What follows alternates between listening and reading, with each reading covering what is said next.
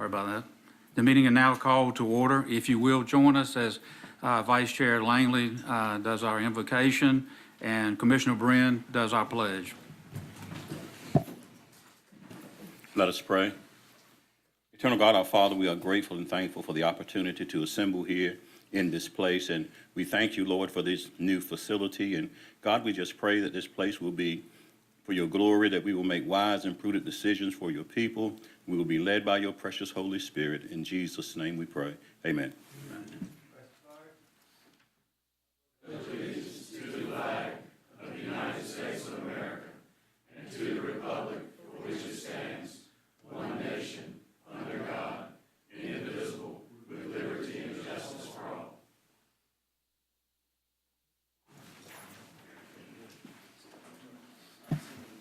I'd like to ask any.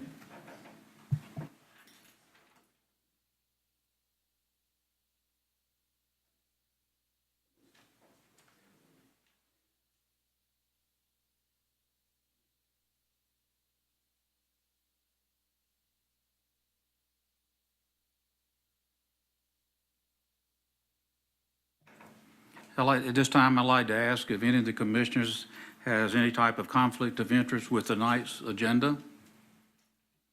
Hearing none, we move forward.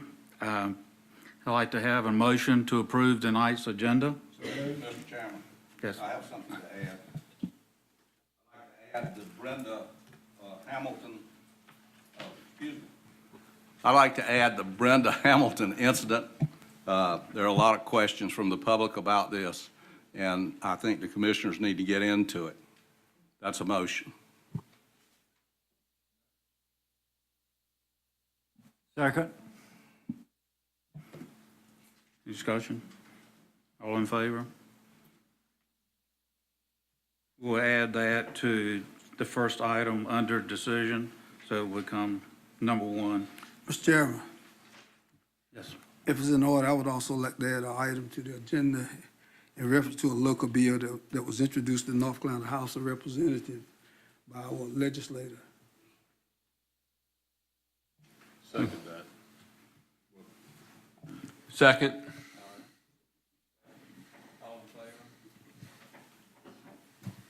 That will become the new item number 2 under items for decision. Any other changes to the agenda? Motion to approve the agenda. Second. Second. All in favor, please raise your right hand.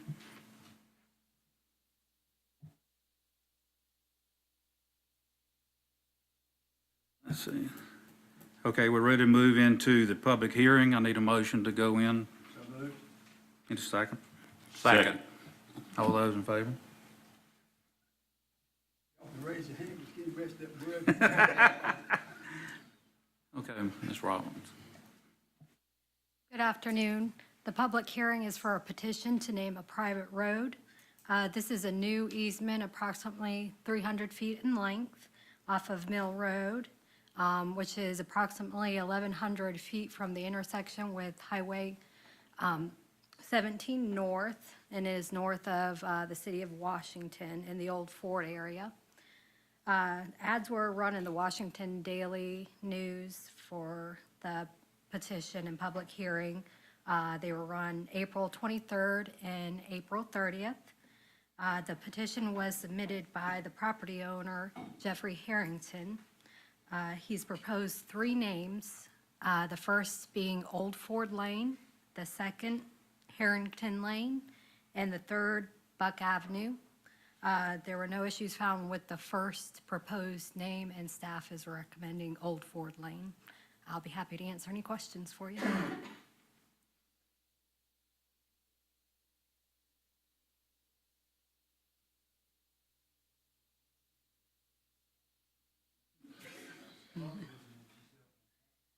Right now, I'm glad we've got these things.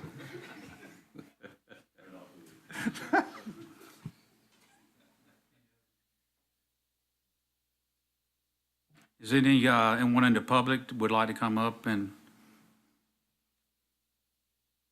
Hearing none, need a motion to come out of. Motion to close the public hearing. All in favor? Okay, we're up for public comments. Ms. Mish?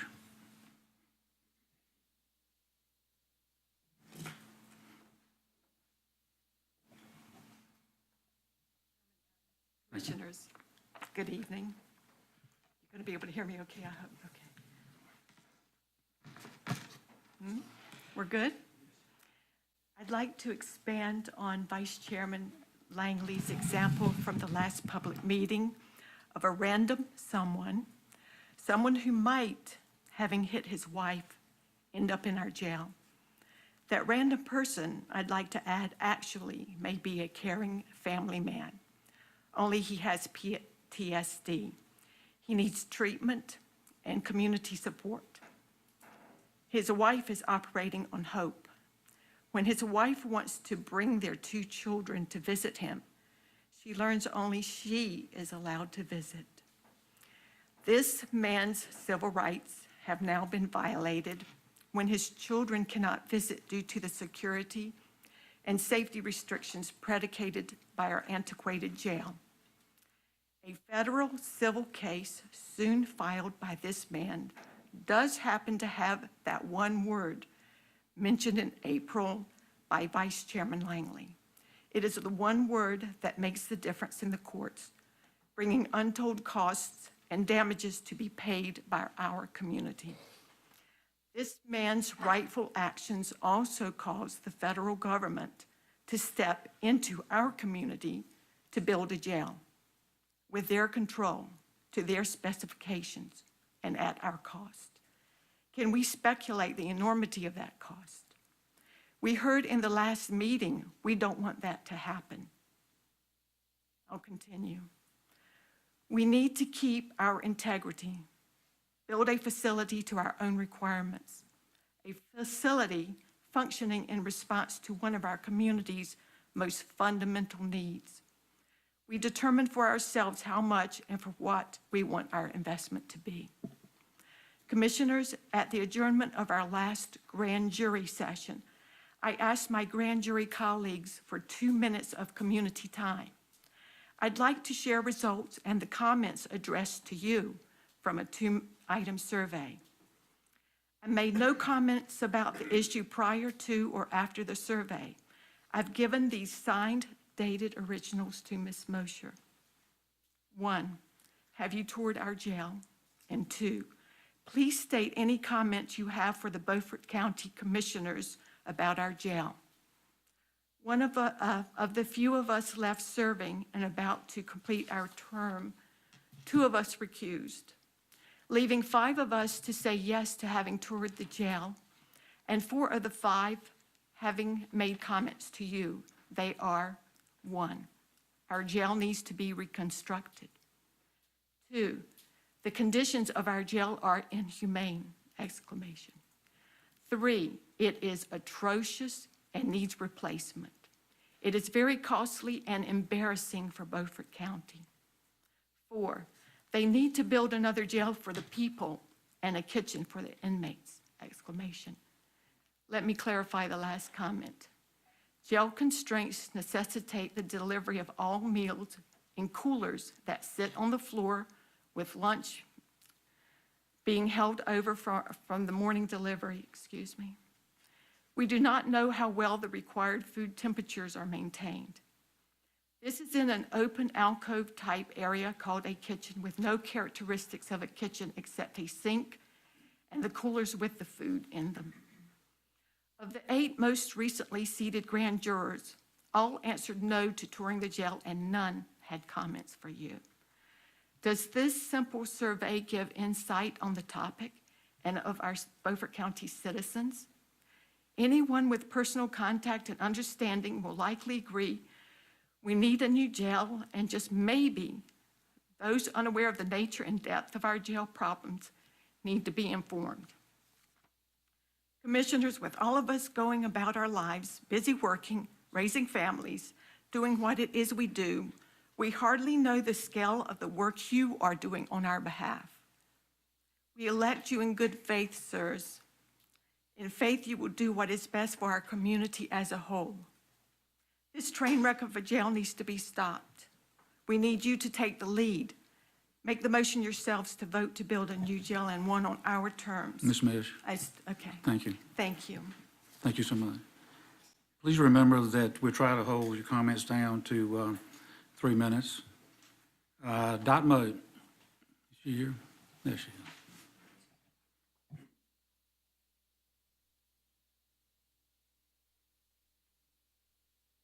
Can you hear? Thank you for allowing me to speak for a moment. I just wanted to say, I think this is a wonderful facility. You all look very handsome up there, and I wanted to congratulate whoever was in charge of getting this repaired, upgraded, and the whole thing. And I like the fact that we have the cameras on so we can get it on TV here. Also, I wanted to say, the only thing wrong with it is that it's not in our new facility. And I support the lady's comments prior about having a new jail and new facility. Thank you. Thank you, Don. I don't have the name, but I have one more. Johnny Anderson. Mr. Anderson, please come up.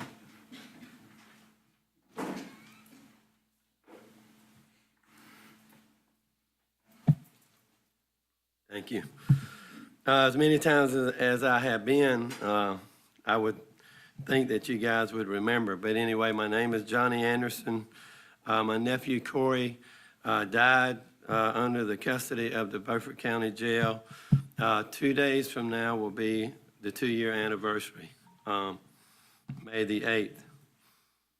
The family's been asking since May of 17 for the sheriff to explain why he didn't call or notify Corey's parents. It wasn't until a nurse from the hospital called that the family even knew to come on that day of May the 8th, even though they were listed as the emergency contacts. So the question is still out there tonight, 2 days before the anniversary, 2 years of Corey's death, why he didn't call. The sheriff still refuses to answer that question. He refuses to talk to my brother or any family members. For those of you who are just hearing about Corey's story, and it's certainly possible that there are those of you who haven't heard, in January of 18, after asking for answers for 8 months, the family started a page on social media. It's called Sentenced to Die Alone, Corey's Story. You can access this through Facebook. Since we went public with Corey's story, I think this should be known. We have been called ignorant and stupid people. We have been called liars and said that we're not telling the truth. It's been said of some of our family members that we haven't even grieved Corey's death, that we're just out here chasing a dollar. Nothing could be further from the truth, and nothing could be more hurtful or concerning than statements being made, especially when it has to do with my nephew dying in the custody of the jail. It had been said that after the election that we would go away. We're not going away. I'm not going away. My family's not going away. Family members have been blocked from the official Beaufort County page that everybody should have access to. We still haven't received public records requests that have been made to the sheriff since all of this has happened.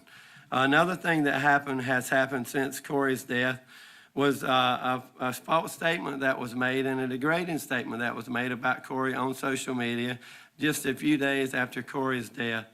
And I guess my question about all of it is the same question that I've had from the beginning, is why is this okay? Why is this allowed? Is this an okay way for an elected official to treat inmates, former inmates, inmates today? All of the actions and words that I spoke of to you tonight and before were made by the sheriff of Beaufort County, Ernie Coleman.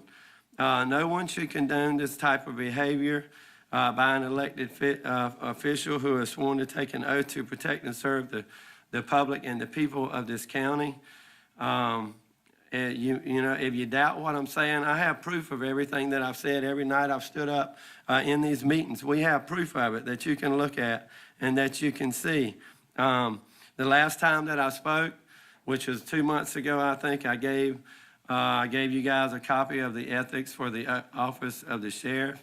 I want to state tonight that we're still requesting 2 days before the anniversary of Corey's death. We're still requesting public policy from the sheriff's office on the contacting of the emergency contacts of inmates' Mr. Anderson, family.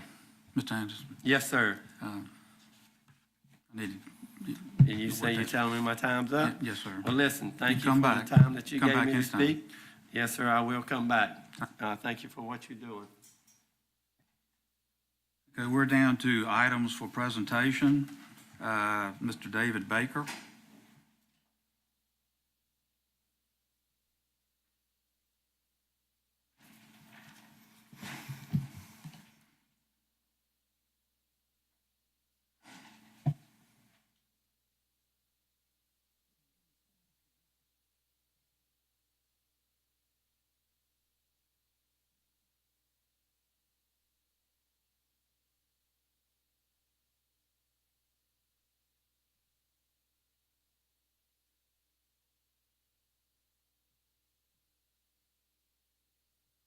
Good evening. My name is David Baker. I'm with the North Carolina Association of County Commissioners. I'd like to recognize Neil Emery, who's also with us. I think y'all know Neil. I think he came down and talked to y'all when you first asked for the association to put together a task force study for the county to look at both the assessor's office and the collector's office. The report has been written. It is in our hands of our communication staff at the association to edit it and clean it up and, make it presentable, that kind of thing. All the actual work on it has been completed. I hope to possibly get that to Brian next week so that he can, get you a copy of the full report. It is a very detailed report. It's a very long report. And I think the task force did a good job putting that together. So we'll definitely work on that. Is this up there, Brian, or, okay.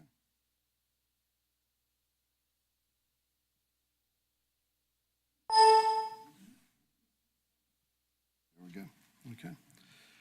The task force was made up of the individuals you see on this PowerPoint slide here. Myself, with the association, Kirk Boone, from the UN School of Government at Chapel Hill, Doug Huffman and Scott Casey are both from the Department of Revenue. They represent the real property side of the Department Property Tax Division there.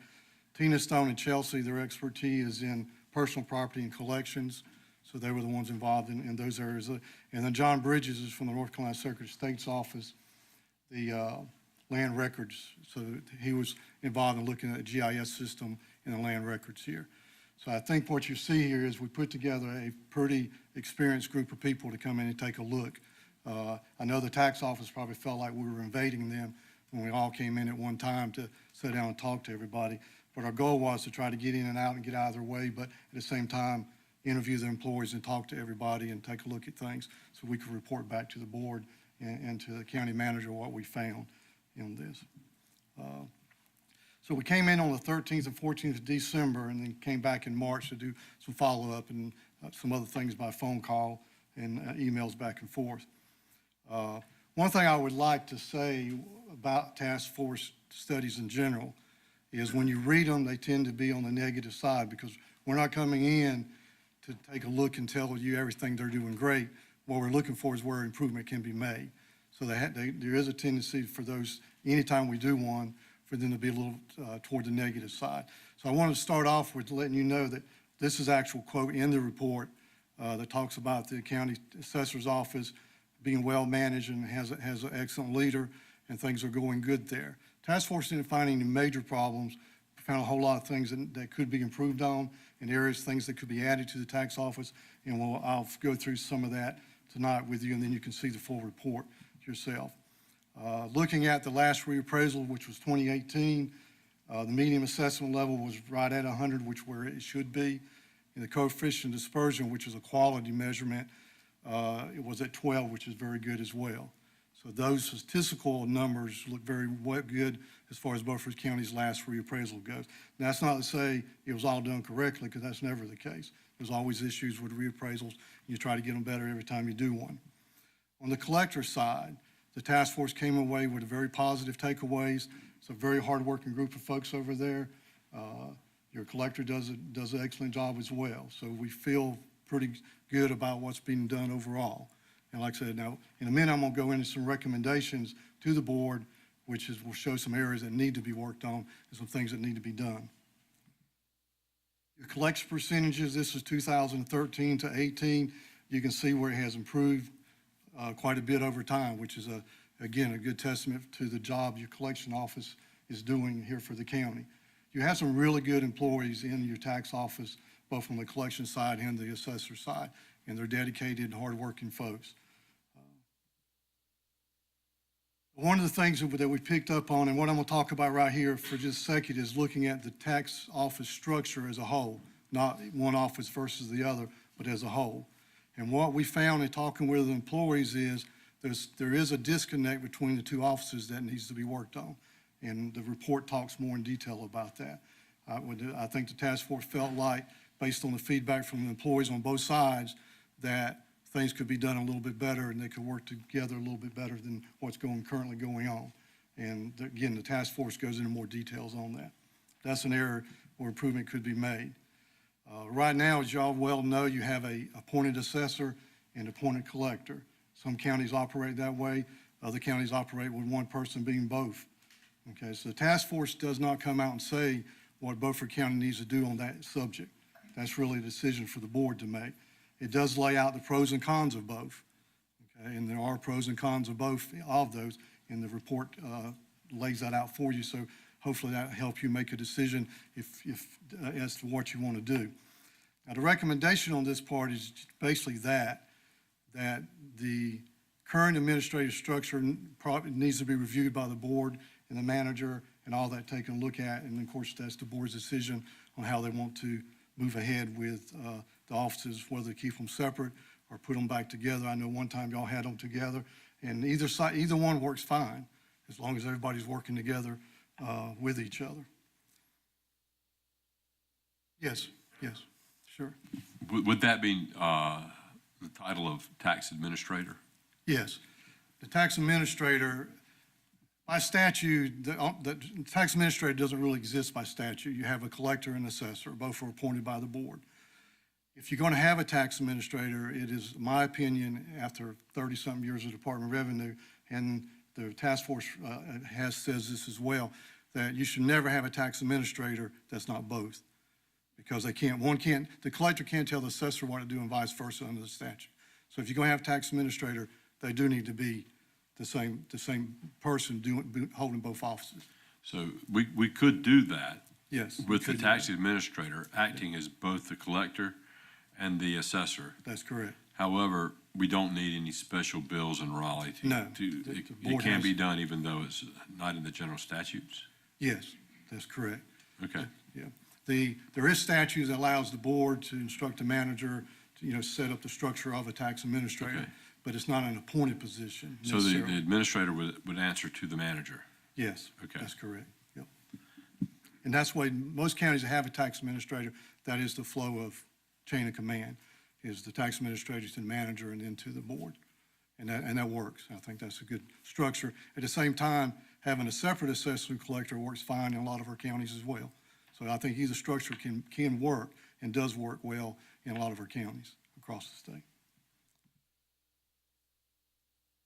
These are some things that the task force, you'll see in there that both offices needs to work on a little bit, and that is having a clear vision and a mission statement, standard operating procedures, succession plan and knowledge transfer plans. Any organization needs to be able to continue if someone retires or leaves. So you need to make sure you put things in place to make sure that happens. And that's what these bullets here talk about in the task force study.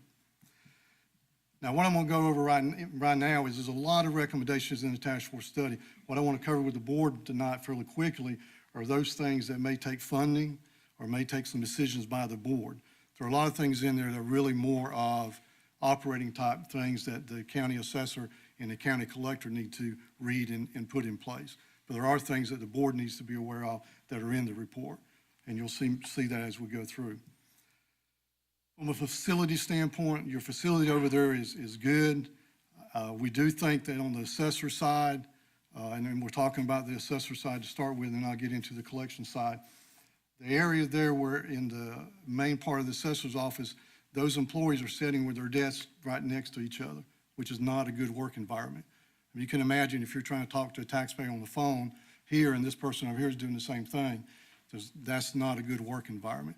So I think that the task force felt like that needed to be looked at, and somehow that was structured different, maybe with some cubicles or something where those employees have a little bit more privacy and could function better and serve the citizens a little better.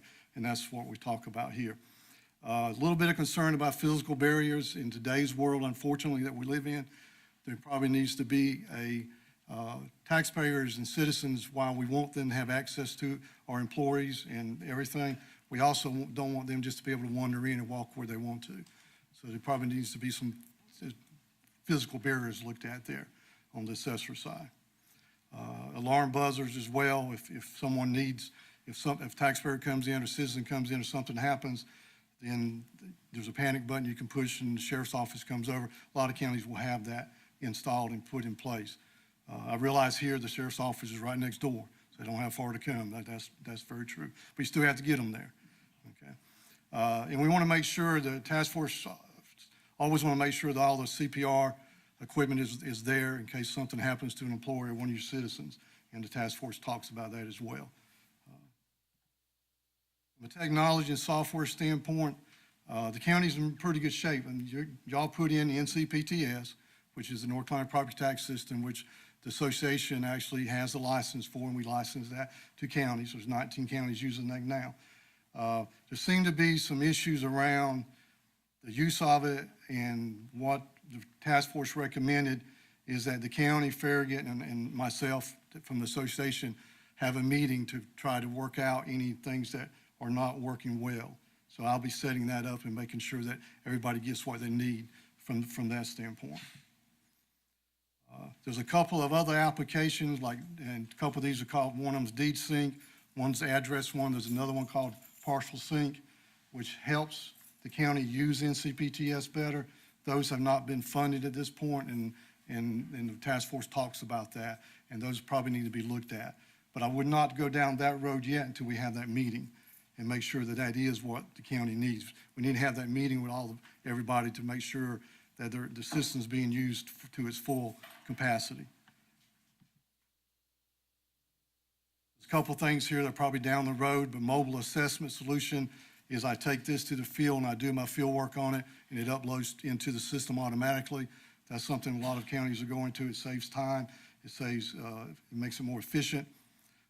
Having an online business where businesses can go online and list automatically feeds in where you don't have to key it, so you cut down on errors. Those are things that are recommended as well. As far as training goes, there just needs to be a good education plan put in place to make sure that your employees are trained, and then that plan is funded by the board.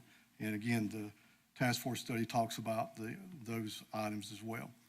We looked at the real property thing, part of the office, and one of the things that we don't see being done enough, and this is not unusual for counties, because a lot of times there's resource issues.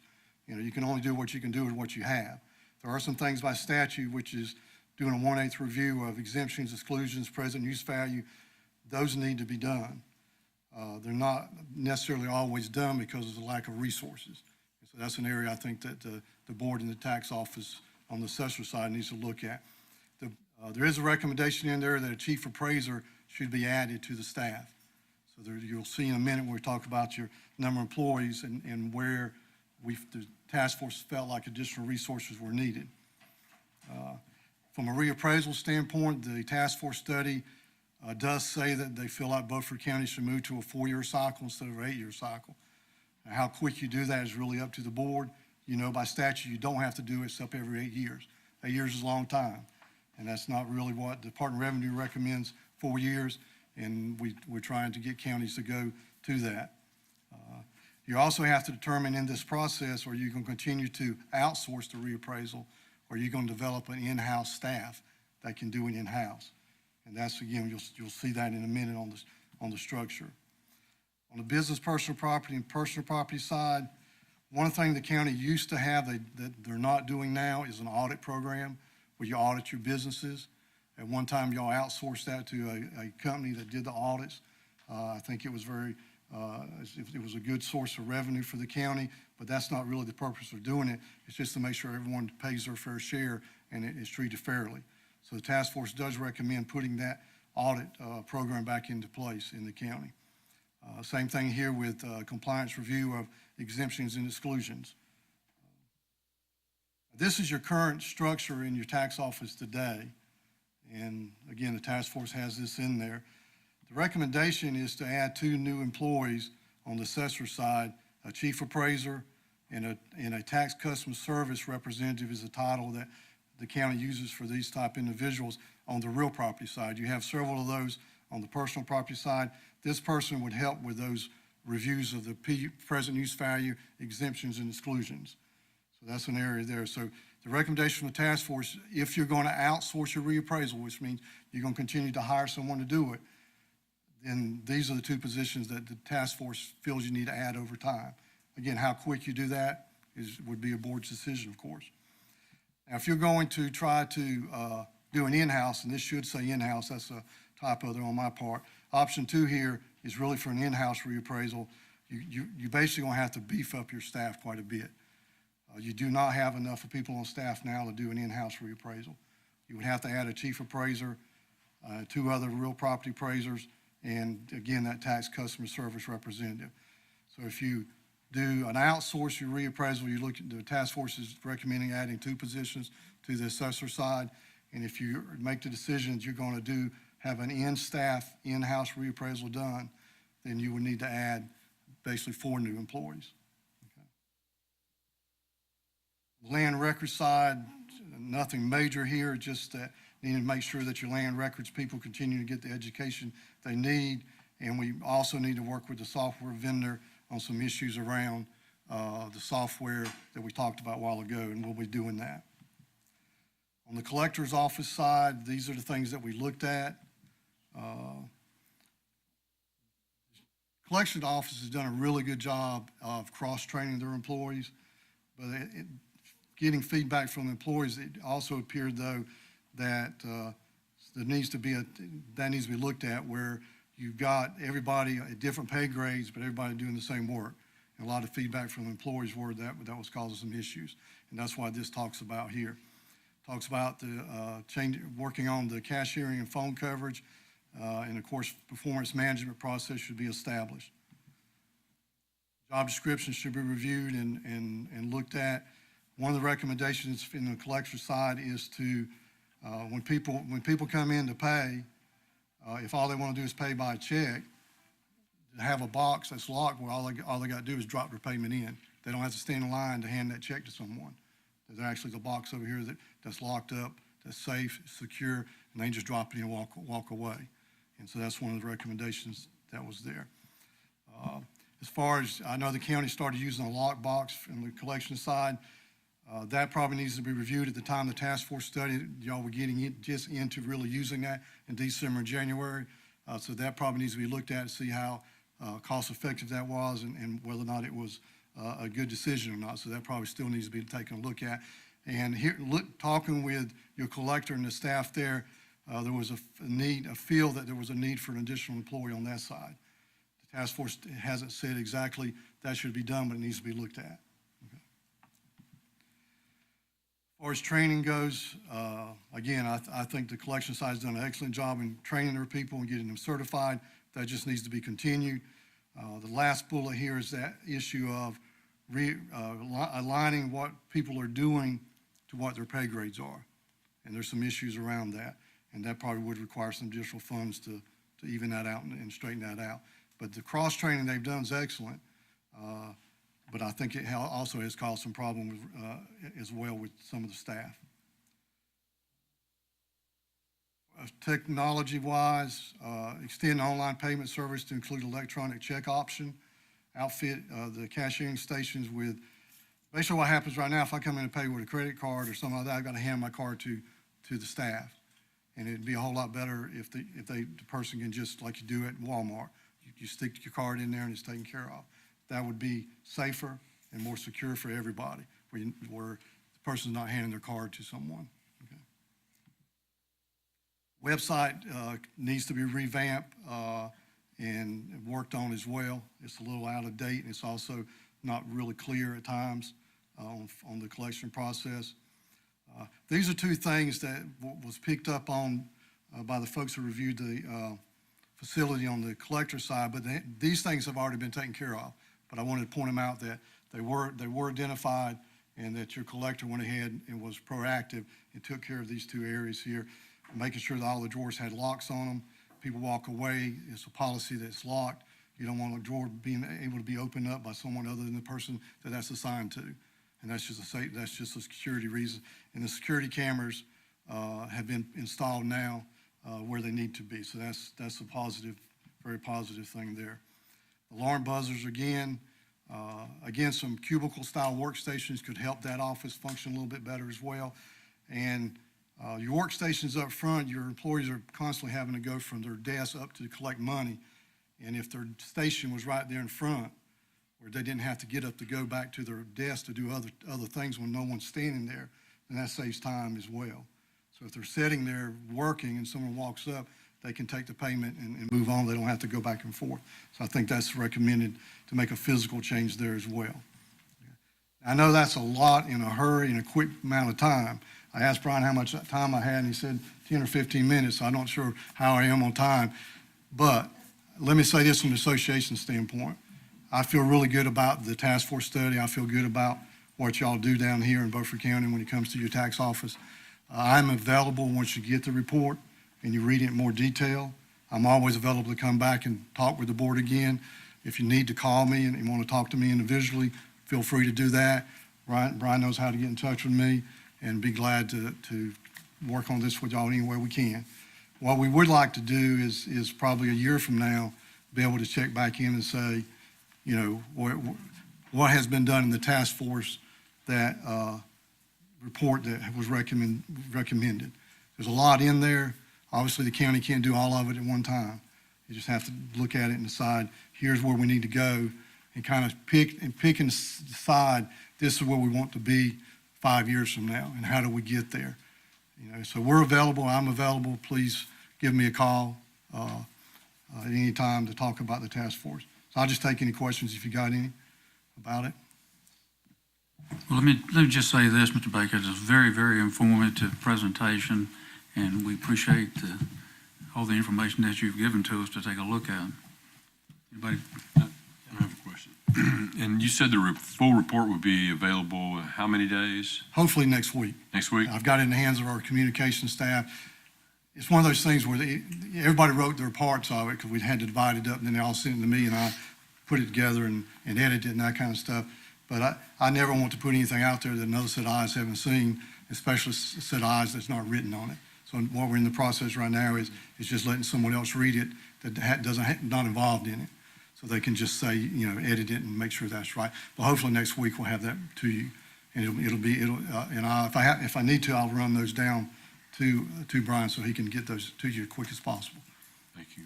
Yeah. Thank you, appreciate it. Mr. Keenan Yang, please.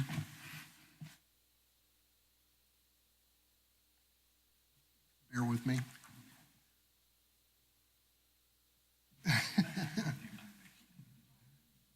I don't want to mess with settings too much.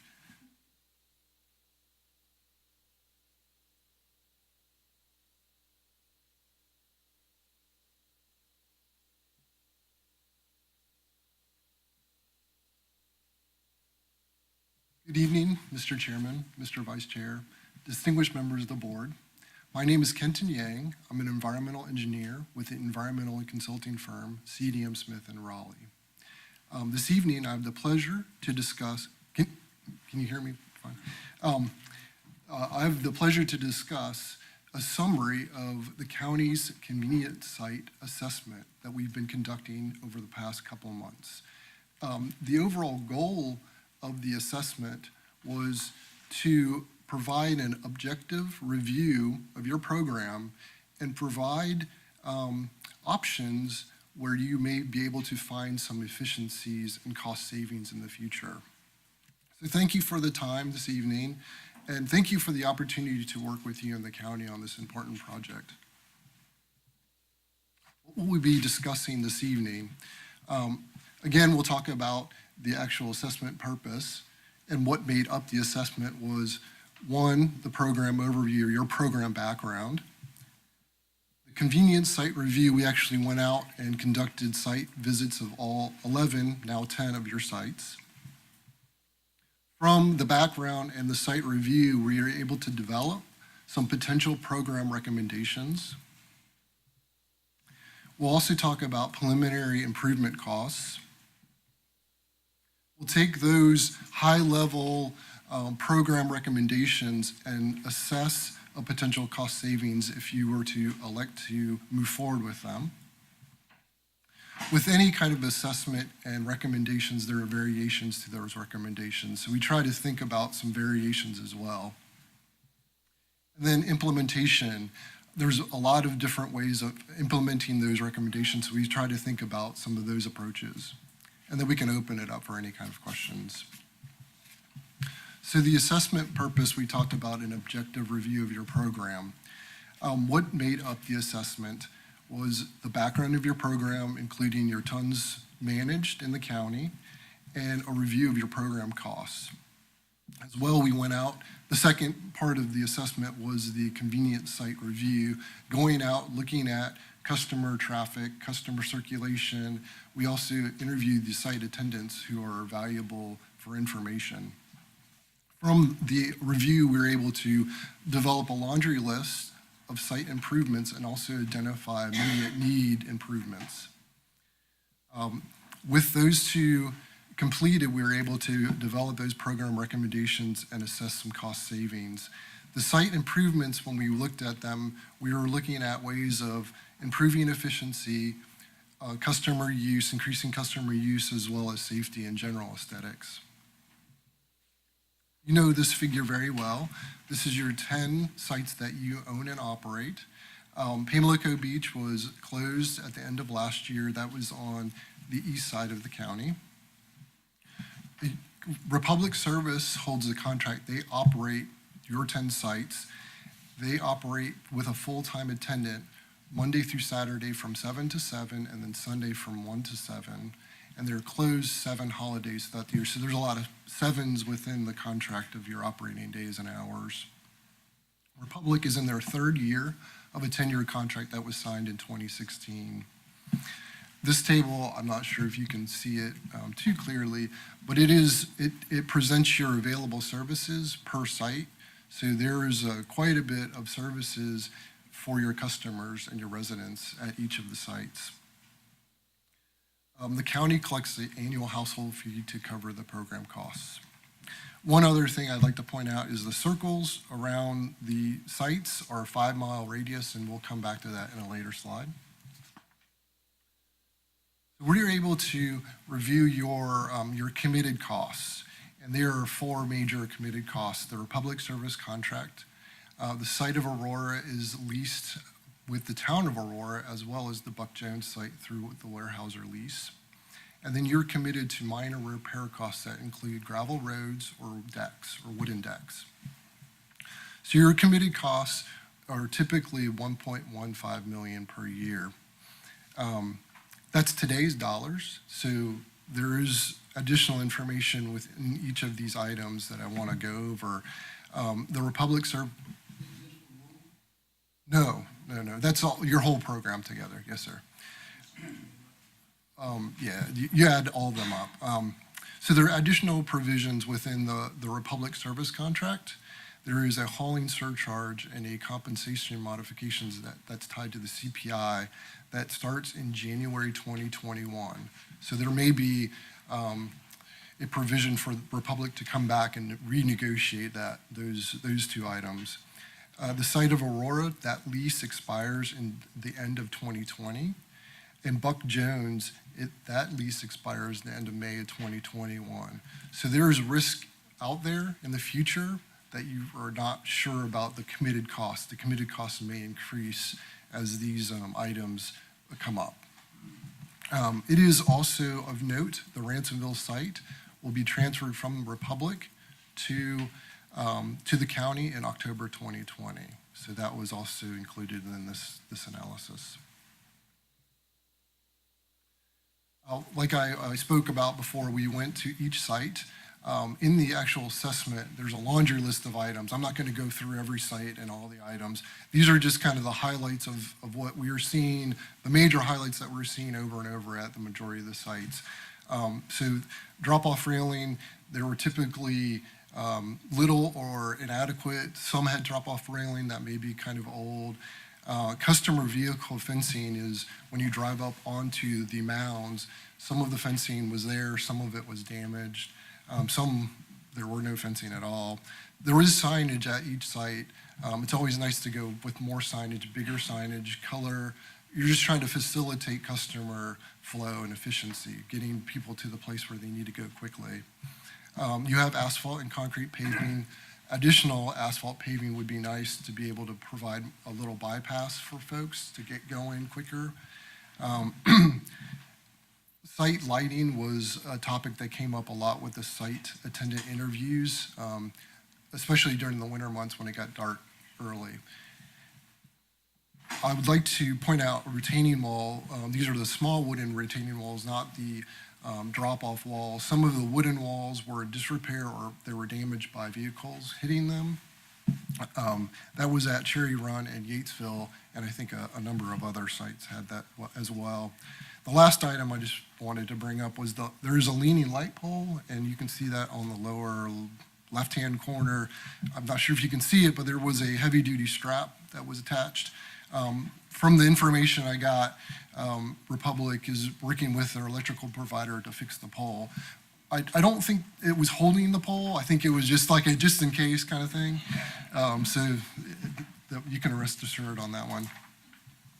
So taking that information, your program costs, your program background, the site review, we were able to look at your tons managed and then develop potential program recommendations. So we're accounting for tons managed, site location, site condition. I would like to just point out that whatever recommendation that you move forward with, it's really a policy decision for the board and the county. This was a very objective assessment. It's very black and white. This is definitely a nuanced program, so I acknowledge that. I have an easy job just by saying this is the data.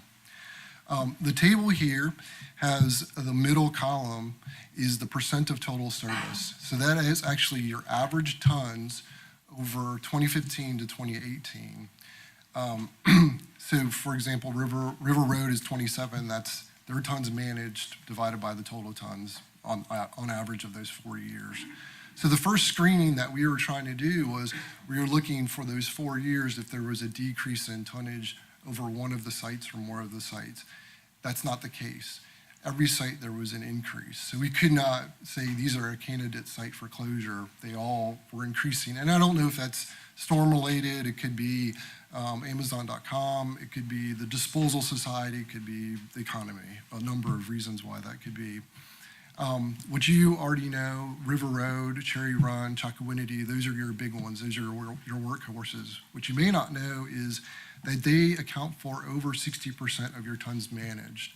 So they really are your workhorses. The 7 remaining sites are all under 10% of your tons managed. So they drop off quite a bit. So going through the table very quickly, obviously we would recommend consideration for improving River Road, Cherry Run, and Chocowinity, since they're your big ones. And then we would go further by considering improving 5 Points, Aurora, and the Pantego site because of their location. And then I'll go to the next slide and we can expand on that discussion.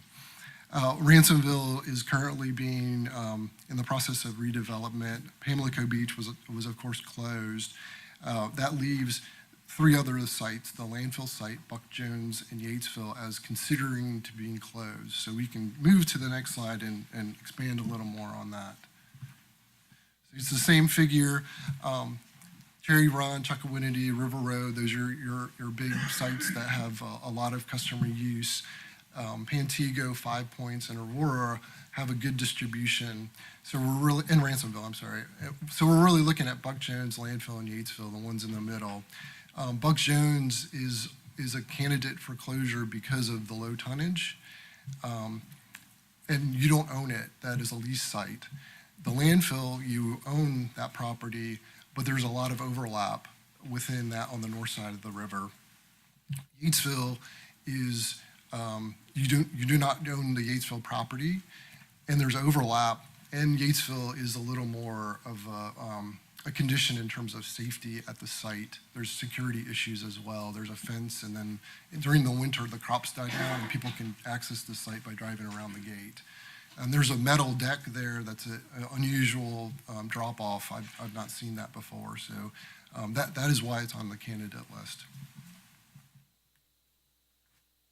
What would your program look if you adopted these recommendations? This is the distribution that you would see from the Chakawinity to the Aurora site. Your service distance would be approximately 15 miles, meaning the farthest distance a person would have to drive to access one of these sites is 15 miles. Typical rule of thumb that we see is 10 miles, but that's not hard and fast. That's a difficult thing to really assess based on geography, population density, in terms of comparing your county to other counties and other municipalities. If you close the landfill and the Yatesville site on the north side of the river, this is what your distribution would look like. It's more within that rule of thumb, that 10-mile radius. So to recap, it would be potentially improving 6 sites, potentially expanding 1, and that 1 would be Chakawinity. And if you were to move forward with closing Buck Jones, you would only need to move white goods disposal service to another site, and Chakawinity would be an ideal site for that because of the volume of customers at that site. So it's not an expansive expansion at all. So the question may be about the preliminary improvement costs when you actually look at the assessment study. It's very difficult to put numbers to that based on the assessment level. And also the site conditions vary greatly. Each site is different. Each site has different needs. And then even within the possible improvements, there are also options on value engineering to get to something even more within a budget if you had a budget in mind. What does that mean in terms of your program cost savings? So if you were to move forward with closing Buck Jones, the landfill, and the Yatesville sites, you would remove the site rental costs from Yatesville and then the lease cost from Buck Jones. Currently, the Republic service contract does not explicitly say that you can go back. Right now, they have a lump sum for hauling and lump sum for operation. It's not per site.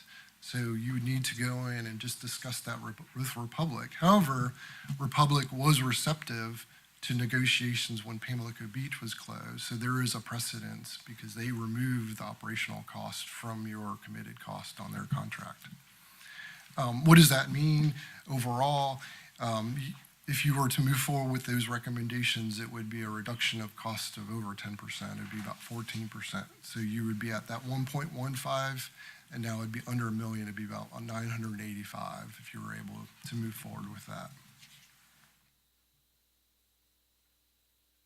So I talked about variations to the program recommendations. So those were very high level recommendations. So there are a lot of things that you can tweak underneath that, and it's nuanced as well. So there may be a reason to keep the landfill site and the Buck Jones site open.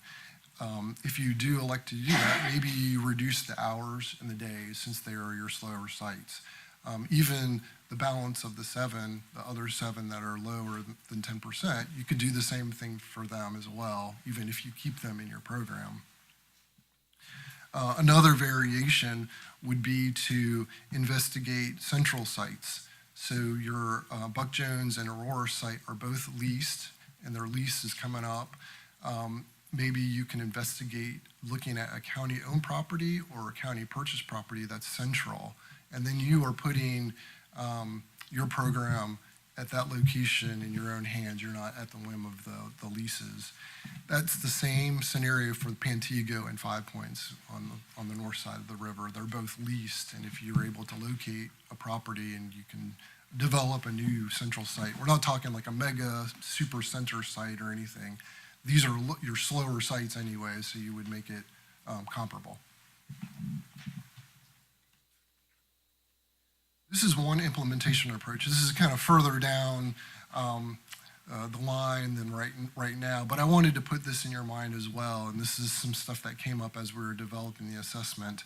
The main takeaway from this is it's always better to keep services available to customers and close sites if you want to improve them. So move forward with any kind of improvement, close the site, let a contractor go in and do the improvements and then reopen.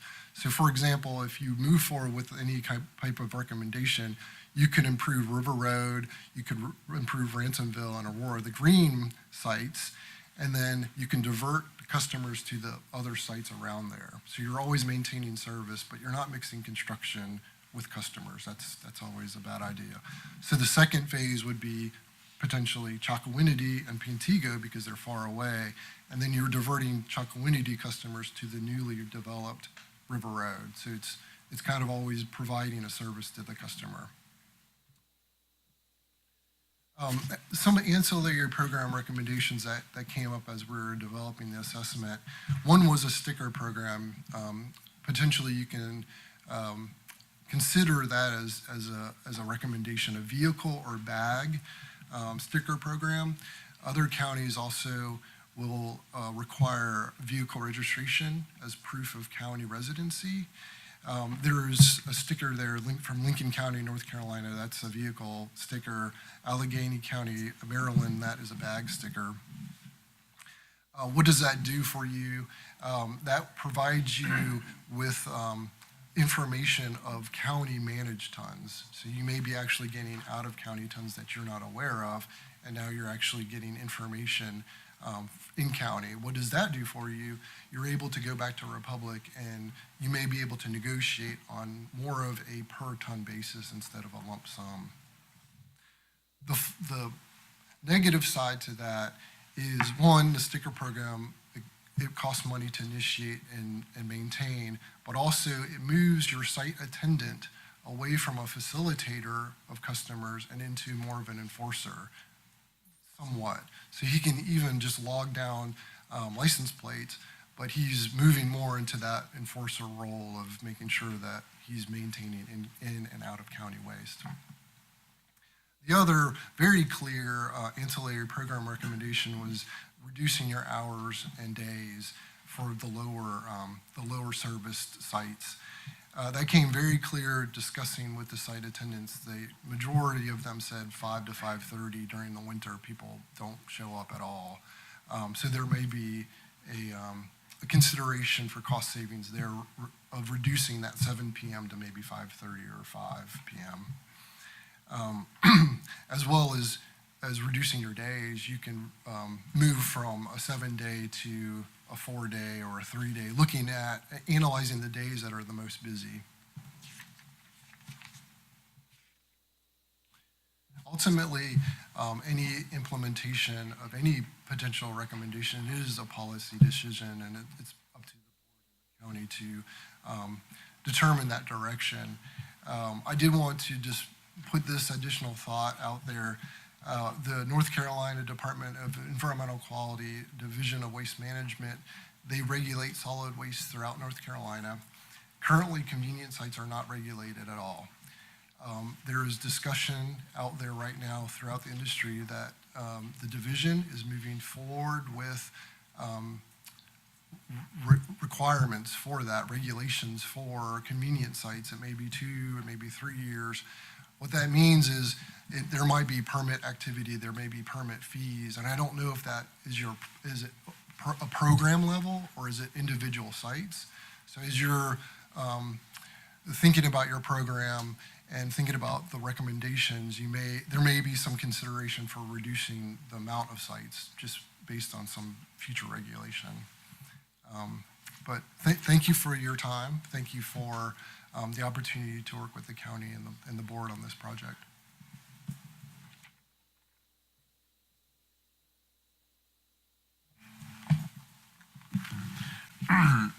Excuse me. have a cold. If we are to close these sites, I listened to you intently, and you made some good suggestions. But I know what will happen in Beaufort County. If we start closing sites, people are going to be dropping trash along the road conveniently. It's happened before. It'll probably happen again. Hopefully, I wish people wouldn't do that. But what I have found over the years, more sites are better than less, regardless of the cost.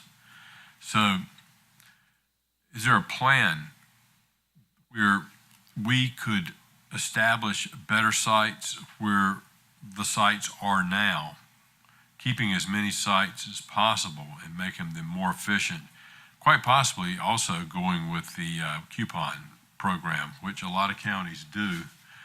And a lot of people are dropping trash in Beaufort County from other counties because we don't have a coupon plan. Did you find that out to be true? In terms of the coupon program? That we're receiving more trash and debris, more refuge for... From out of county? Yeah, from out of county. I'm not sure. I speculate that that's probably the case, but I wouldn't know. Part of our assessment was we didn't stay there during the busy days and interview people, customers coming in. We've done that with other types of studies before, but this study, we did not do that. And even at that case, they may say, oh, yeah, I live in Yeah, I've heard that Aurora gets a lot of refuge from outside of the area. Yes, So sir. does Cherry Run, and so does Chocowinity. Right. I would imagine so, just because it's free. Yeah. Come across and disposal is free. And quite frankly, the services that you provide are pretty varied. It's nice to come to one site and be able to take care of a lot of whatever they're collecting at their home. It's a lot for commissioners to chew on as we go into budget session. Commissioner Waters? It's one of our biggest costs. Thank you, Kenton. I too agree that you spent a lot of time on it, and you know probably more about it than any of the commissioners now. One of the things that I noticed is we only have 2 sites for electronics Right. in the county. And that's a question I get asked almost on a daily basis is where do we take our old TV or anything electronic? Right. Do most counties have more than 1 or 2 sites for electronics? As you'll see across North Carolina, every program is so different. You will see that specialty waste like that will typically be like sites. You will only see that. I don't think it's 100% like electronics or even. I'm surprised that used oil is at every site here as well. But you'll see that typically, especially electronic waste, is usually not in every way at every site within a county. The other But that comment, doesn't mean you can't add that. I mean, that's not a hard service to provide. the other comment I have kind of as a tag on to what Commissioner Dethridge said about the trash on the side of the highways. We have that problem right now. So there's only one way to eliminate that. Right. That's to make people put some kind of cover over. I see a lot of people going down the highway with trash in the grocery bags. And the wind coming across the top of the cab of a pickup truck just takes it and puts it everywhere. Right. So that problem is there regardless of whether it's 3 miles or whether it's 5 miles. Right. Definitely. You know, when you look at the cost of operating these and you look at the future, it appears to me that consolidation in the bigger sites that are, 5 to 10 miles away is going to be the way that we've got to go. Especially if the state starts regulating these individual sites.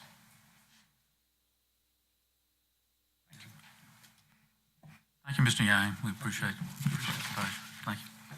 I'd like to call up John Caffey and Martin Johnson. Caffey.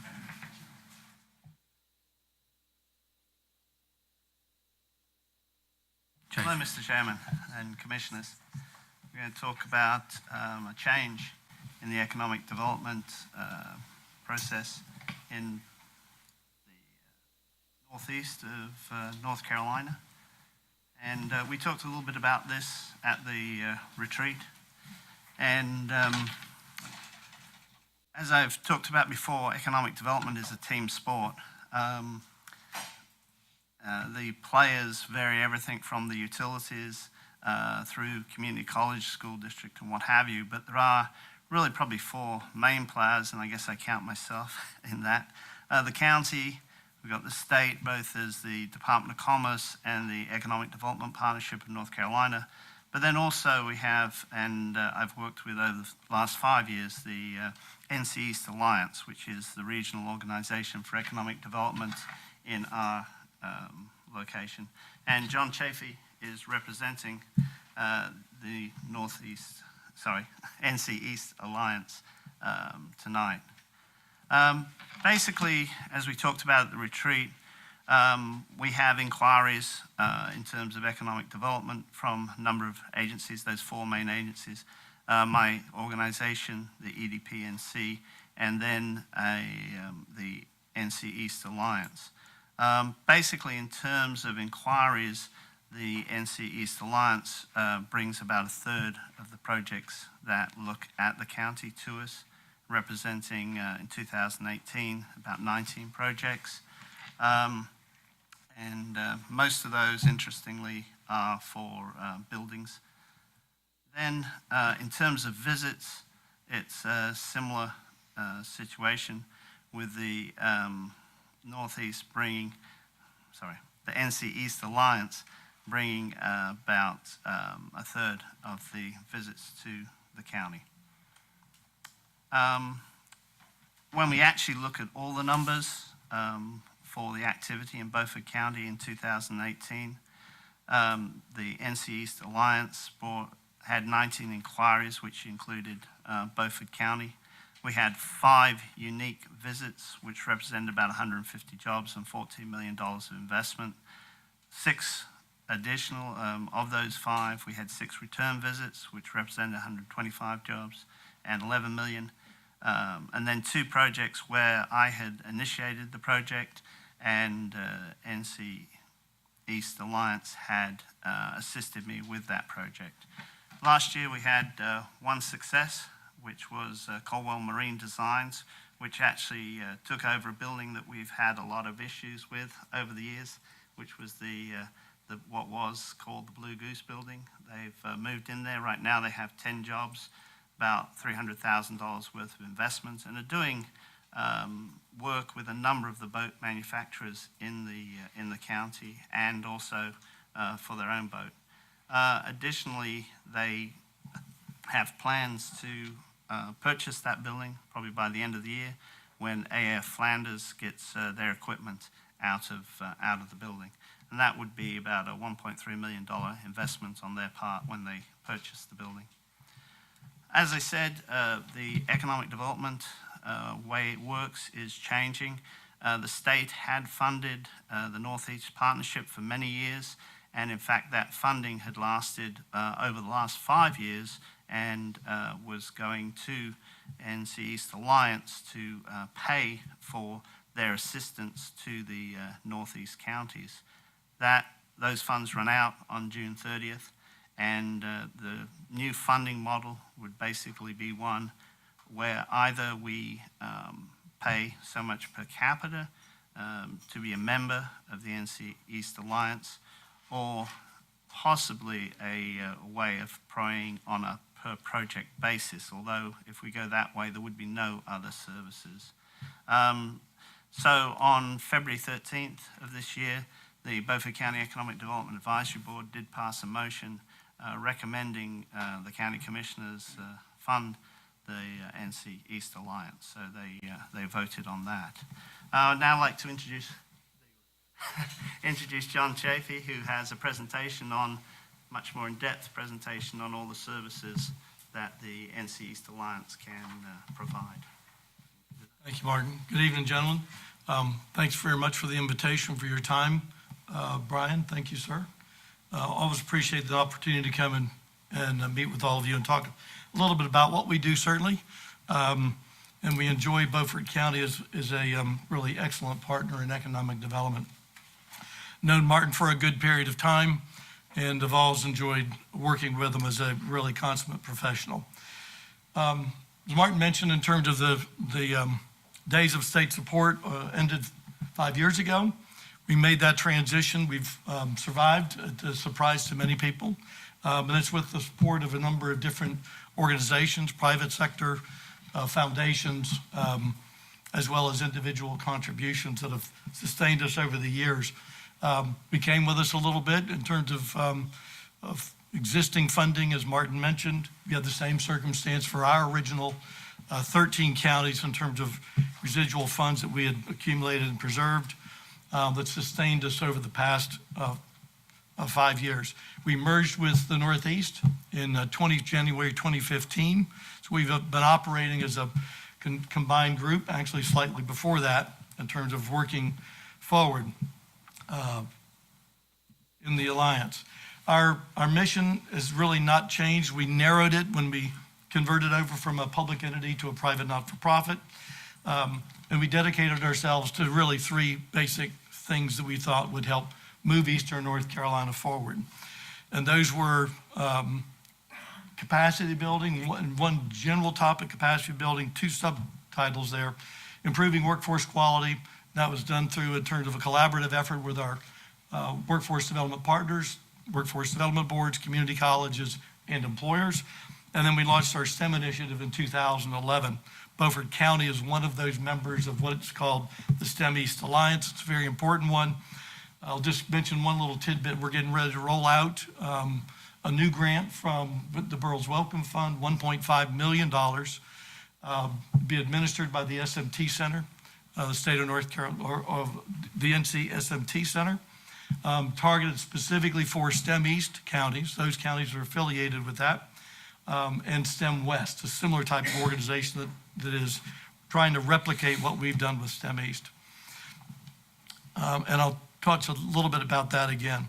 The other component is advocacy. Is needed a regional organization that's dedicated to highlighting issues relevant to Eastern North Carolina, drawing attention to those, recruiting partners to work with us in terms of advocating for those important elements, and making sure that whether it be known across the region that it's important, statewide in the legislature, Raleigh, or in Washington, D.C. As you see, we've championed a number of things. One I'll mention of relevance to Eastern North Carolina, particularly this county, is the dire circumstance we faced with the conditions at the Port of Morehead City. And we heard a little bit about that and was brought to attention actually by the folks in Beaufort County as the impact it was having on your largest employer, what is now known as Nutrien.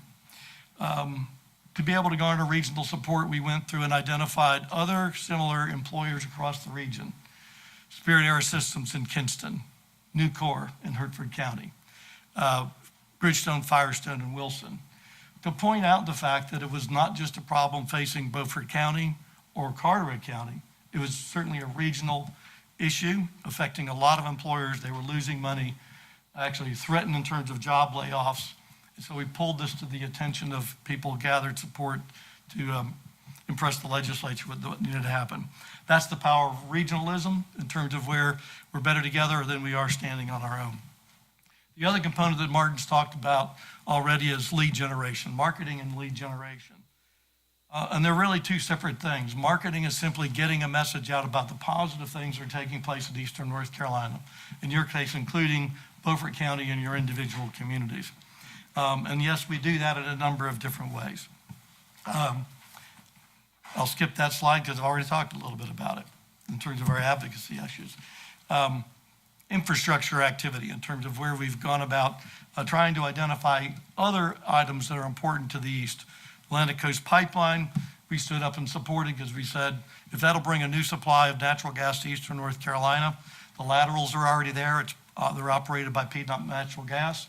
If you're at the tail end of the system and it's wintertime and you get a cold snap, you have low pressure, your businesses are going to be shut down first, particularly your manufacturers.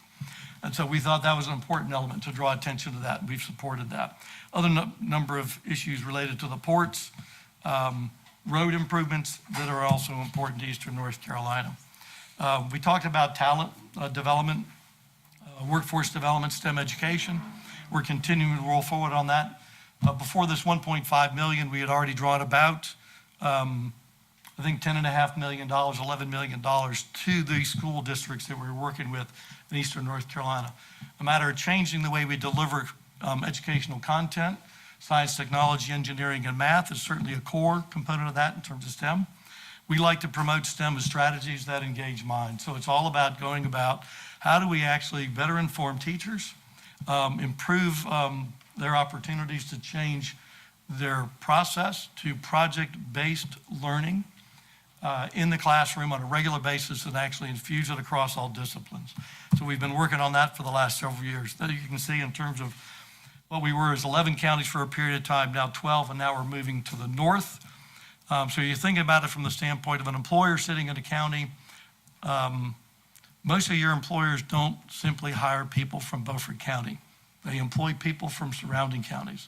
Again, the value of a regional approach is that we're tapping in and moving school districts in surrounding counties to Beaufort, which hopefully will improve the talent pool that supports your companies just as well as those in Pitt County or in Craven County. Marketing in terms of our clusters, we take an approach that's targeted. So we identify what are already the drivers in Eastern North Carolina, the economic drivers. And we pick these: advanced manufacturing / metalworking.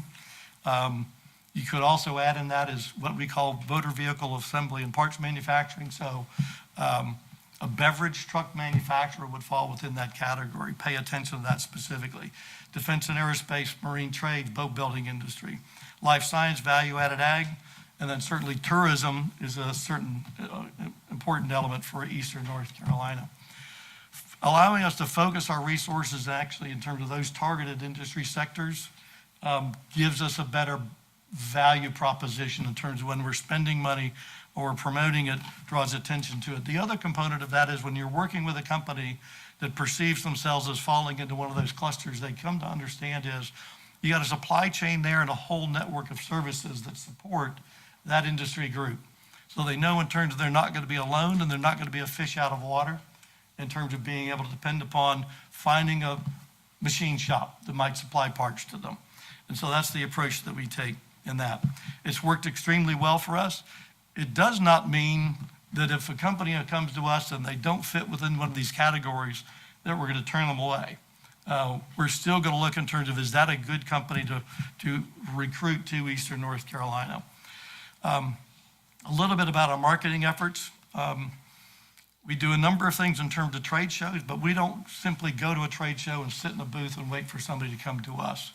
We're proactive. We go out actually before we ever get to the show. We identify potential prospects. We reach out to those companies and say, we're going to be here. We're going to be at the booth. We'd love to either set up a time for you to come by our booth or for us to simply meet with you and talk about the value proposition of Eastern North Carolina. So when we typically go, we already have about a dozen appointments set up with companies that have indicated an interest in what we have to offer. And then, yes, we put the icing on the cake in terms of who just happens to stumble by. One thing in particular we found that works for us is we target small to medium-sized privately held companies. You might also call them entrepreneurial companies. We're dealing directly with the owners of those companies, or certainly in terms of the leadership of those companies. They have a tendency in terms of making decisions partly based on lifestyle, where is it I want to live, as well as in terms of the economics of it. And a good number of those people we found are people that also come near a coast in terms of where they currently live. So it appeals to them in terms of thinking about a location in Eastern North Carolina. We still don't forget in terms of the larger projects are managed by site location consultants. So we pay attention to them. We want to make sure that they're well informed as to what's taking place in Eastern North Carolina. So we keep them on a distribution list and we go to meetings where they'll be in attendance. We certainly distribute on our articles. We're always after Martin and your cohorts, his cohorts down here. Send us story ideas. Send us information about what's going on in your community. We'll see if we can't knit a story around that and basically highlight that. It may be around travel and tourism, something related to that. It could be what's new in terms of a manufacturing entity and what special response has been developed within a community to serve and provide support for that company. Anything that's going to help us draw attention to our particular region. We publish a regional economic review every year. We typically go through and highlight, again, what's going on in a particular company. That's in print, and it's also online. So we distribute that widely. But the other thing is we can use that online links. So when we're working a project and we see something that's relevant, we can click on that link and be able to send it to them. About 40 to 50% of our clients come from overseas. It surprises an awful lot of people, but it's typically entrepreneurs that have basically been successful in their home country, and they recognize if they want to be a global player, they need to have a presence somewhere in the North American marketplace. And we're pitching ourselves today and say, come to Eastern North Carolina, and here you can be able to find a home, again, that fits your lifestyle characteristics as well as your business. So some of those newly recruited companies, Martin mentioned one. It just so happens that 3 out of the 4 we've announced over the course of the last 24 months. One was from Australia, one was domestic, 2 were from South Africa. So we've actually developed a nice little pipeline of South African companies. So we are sending Van Rogerson, who I think most of you know. We're sending Van to South Africa this month for about a 2-week period. He already has 17 visits lined up, companies that have expressed an interest in what we have to offer. The nice thing is those 17 companies came to us by referral. So the 2 companies we've already located here, they like it well enough in Eastern North Carolina. They're willing to share their story with their associates back in South Africa and talk about the good experience they've had working with us, working with the people in Eastern North Carolina, and what it's like to start up a business in Eastern North Carolina. So we're going to continue to play for that, and hopefully in terms of pull on those, same thing we hope will happen with the folks from Australia, is they seem to be very pleased with their environment here, with services that they've been providing, and they just like the fact that they're friendly people here. Marketing by the numbers, Martin talked a little bit about it. Here's some others. We typically try to touch at least 100 companies a year and hope that we can convert or vet those, narrow it down, and really target those remaining companies and really press them in terms of visiting. Van Rogerson is really good at that. He stays on the phone quite a bit in terms of talking to people about just come and pay us a visit. And typically, if we can get them to Eastern North Carolina and visit and connect with people, they like it and they'll come back. And we've had pretty good success with that. The other thing I wanted to mention to you in terms of goes beyond the normal range of economic development is something that we're launching this year. We've been working on it for about 7 months. We've got the database set up, and that's actually targeting early retirees. We know that they're actually people retiring and moving to Eastern North Carolina. And we want to get to more of them. And part of it we want to talk to them about is not just simply picking up and retiring to Eastern North Carolina, but is thinking about retiring and starting a business and realizing all the resources that are available to help them start that business, whether it's the North Carolina Department of Commerce, our office, local economic development offices, or local individuals, the SBTDC, Small Business and Technology Development Center, small business centers at the community college. There is a wealth of people dedicated to helping people start businesses. We want to make sure that early retirees, people between 45 and 55, know that North Carolina is a good place to do business. Number 2 is a lot of resources available to help them start. So we got a USDA grant to basically move this along. We've developed the database. It's now time to start populating that database with available buildings. This is primarily targeted actually, how do we revitalize downtowns across Eastern North Carolina? So we want to start with commercial buildings in downtowns of every community if we can, working with it. We won't touch those clients. Our point is we want to drive people to our website, see that there are resources available, talk to them about, think about retirement, go to search individual communities or individual buildings, and when they find something they like, they can click a link and it'll take them directly to that local point of contact. And so the project is moving directly to the local level, and then that's the team locally there that can work with it. It doesn't, the amount of time we spend on it is relatively minor. We've already spent the time in terms of just setting the stage for it, developing the marketing materials to be able to work on it. Part of that thing in terms of that rationale, actually, we didn't have this idea on our own. Part of it came from the provost at East Carolina University, and talking a little bit about it in terms of, we put a little spin on it, but started looking in terms of doing some of the research is that people my age, people your age, that are thinking about retiring some earlier, actually are very entrepreneurial. Whether they be in a corporate environment, they're coming out of civil service, they're coming out of the military. And they've got a pension in many instances. So they've got an ability to be able to start business.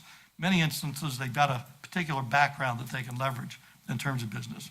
And that's what we want to play off of. So there's expected in terms of a big boom opportunity. Just a matter of it more in terms of entrepreneurship per resident. It is not an urban phenomenon. It is a rural phenomenon. And we talk about the disparity between rural and urban. This is the way we can go about doing that. It's encouraging people to start the businesses, grow businesses in Eastern North Carolina. So leaving you with that, there are multiple partners in terms of being able to support this with us. I mentioned before, they've all signed on and they want to be able to help us succeed in terms of doing that. Together we can make a difference. We appreciate the fact in terms of Beaufort County making a decision several years ago to align with us. We hope you'll do that again. As Martin mentioned, that time has run out in terms of the funding where somebody else was paying for you to be an affiliate of us. We've demonstrated the value proposition there in terms of what we can do to be able to support Beaufort County moving forward economically and being able to hopefully respond to your needs. So the door is always open. The phone's available. If you can't find me, you can find Mark Hamblin in the back of the room, who lives amongst you, and communicate with him about, hey, what about this idea in terms of what might be done to help out Beaufort County? We'd appreciate it. We always want to hear from you. Again, thank you for your attention, your time, and your interest. I think I'm scheduled to come back and meet with you at a later point in time to talk in more detail about how do we go forward. And so with that, I'll leave it with you unless anybody has a burning question that you need to ask me tonight. That's it. Thanks, John. Thank Thanks, you all. Martin. Have a good evening. Thank you. Thank you. Appreciate it. Good night.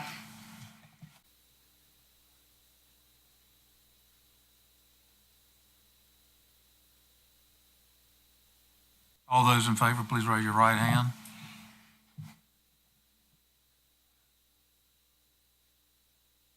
Okay, I'm sorry. Okay. We're down to items for decision. We're going to take a short break. I apologize. We're running a little bit behind.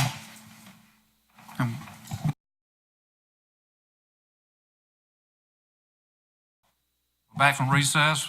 We're down to items for decision. Hood, you wanted to talk about?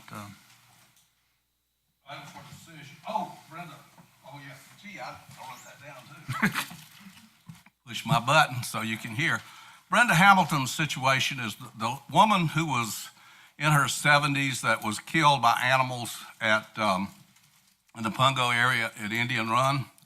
I've had a lot of questions lately. A lot of people have been approaching me. I guess they're approaching other commissioners about what really happened, because the Sheriff's Department has put out information that it was canine death, and the information that I'm giving you is secondhand. I think it's reasonably accurate. About 30-something dogs were DNA tested in that vicinity. No dog DNA has been connected directly to her death. What is suspicious is, and the chief deputy, I'd like for him to come up right now, and he can maybe answer some questions having to do with this. The feds, wildlife, took the first samples and sent them off for testing. After a few days, they brought those samples back and turned them over to the Sheriff's Department. Now, The woman was found, this is awful, I hate to say it, but a part of her body was eaten by whatever these animals were. There was a neutrino in the road, and it's thought since she was walking in the dark that she may have stumbled over a kill by red wolves or coyotes, and that they thought that she was going to take their kill, so they attacked her. So a lot of suspicious things about this particular situation. The question that I have for a couple of questions for the chief deputy is, number one, is what I said basically correct? Basically, there was no federal authority involvement in the collecting of samples. The initial call, our deputies responded shortly after. EMS and paramedics were trying to, and one thing that I want to point out is it was an awful tragedy. I mean, without a doubt it was, but we also have to remember that Mrs. Hamilton was alive when the responders were there, so there was a lot of effort that was taken at the scene and then further on to try to save her life and to try to keep her alive. So it was, so that in itself changes the way things can be done and evidence that can be collected. But our deputies, along with North Carolina Wildlife Resources Commission, were the law enforcement that was on scene and did the initial assessment. Our deputies spoke with members from the U.S. Wildlife, but there was no direct involvement from that group with the actual physical evidence. Well, did the North Carolina Wildlife, did they take DNA samples? Yes, they, along with our deputies, took samples from the scene, as many as we could. The Wildlife Commission, they use labs all over the state, where we would use for crimes, the state crime labs.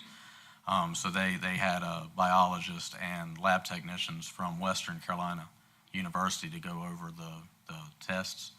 And then, yes, after a couple of days, there was results that came back that some of the information was a little confusing.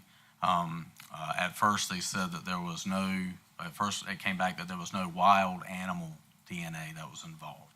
They said that the results came back that said that it was a domestic canine. Once we actually got the lab reports back, there were some domestic canine markers in the DNA, but there wasn't anything else that was found. So it's not like that you can preclude or say that the animal that was involved in the attack was not a wolf or was not a coyote or was not a hybrid. It was just that the information that was found led to believe that it was domestic canine. And then we eliminated the possibilities of the domestic canine DNA that we had as being as part of the attack just because of our involvement with those specific canine. They didn't exhibit aggressiveness moments after the attack, and they didn't have what would consider to be the physical evidence that should have been on those dogs if they were involved in an attack as violent and as awful as that was. When the first samples were taken, did they split samples with you, or did they just take the samples? No, I mean, all of the evidence that was taken had a chain of custody involved with it. North Carolina Wildlife was actually taking the lead on the investigation, and we were assisting at the initial time that the scene was there. This just a couple of days after that, when they saw that the only DNA that had markers that was found in the first tests that were run through were domestic, then at that point, the North Carolina Wildlife Resources Commission backed out of the investigation, turned over all of the evidence over to us, and then after that, it was the Beaufort County Sheriff's Office that was involved throughout the rest of the investigation without assistance from any other agencies. Do you still have that evidence? We do. Did our Sheriff's Department have DNA tests run on the evidence? We did. Are those reports available from both the state and the ones you had run? Yes, and part of the timing of the releases that we sent out to the media was when we would get a batch of tests completed. If we had information, we would turn that information over. And we got a lot of calls and a lot of questions saying, what's taking so long? But I'll just bring up to the fact that the test results were actually coming in pretty quickly, especially when you compared that to a crime that would be committed human against human. there's some DNA tests that we'll send out that we won't get back for 18 months on a homicide case. So we were getting tests back from that lab in Western Carolina within weeks, and then if something came in that was relevant or newsworthy, then we would put that out in a. Was that a commercial lab or a university lab? It's a university lab that is contracted through North Carolina Resources Commission. Wildlife Resources Commission. Yes. Can I get copies of those DNA reports? You can, yes, I can, there are going to be, yes, I should be able to release the lab reports that we have. There's going to be some information involved that may have to be redacted just because it's of the nature of the information, but for the most part, the information that we've got from the labs we can. Redaction would be individuals' names? Yeah, it's not going to be anything That's fine. There's not going to be anything as far as the findings of anything with the DNA that would be, And need to be. I'm presuming this is a typical laboratory report that has because I'm not going to understand the DNA data, but there should be a summary Yes, there's a with it summary. that explains what the results were and Yes, gives that's correct. percentages of possibilities. The summary I felt was adequate in breaking down the language from, that only a lab tech could understand, to putting it to the point that people would be able to understand what went on and what the information is there. Well, there are a lot of people that are very concerned considering the thoroughness that the Sheriff's Department did in examining animals in the vicinity and ruling them out, and still canine. Canine covers everything back to wolf. Sure. So it could still have been a coyote or a red wolf. That is absolutely right. And there was nothing that we released. We were very careful with the information that we did release to not say or try to sway any opinion. But we also wouldn't go on a limb and speculate. We would talk about the information that we had and information that we can back up.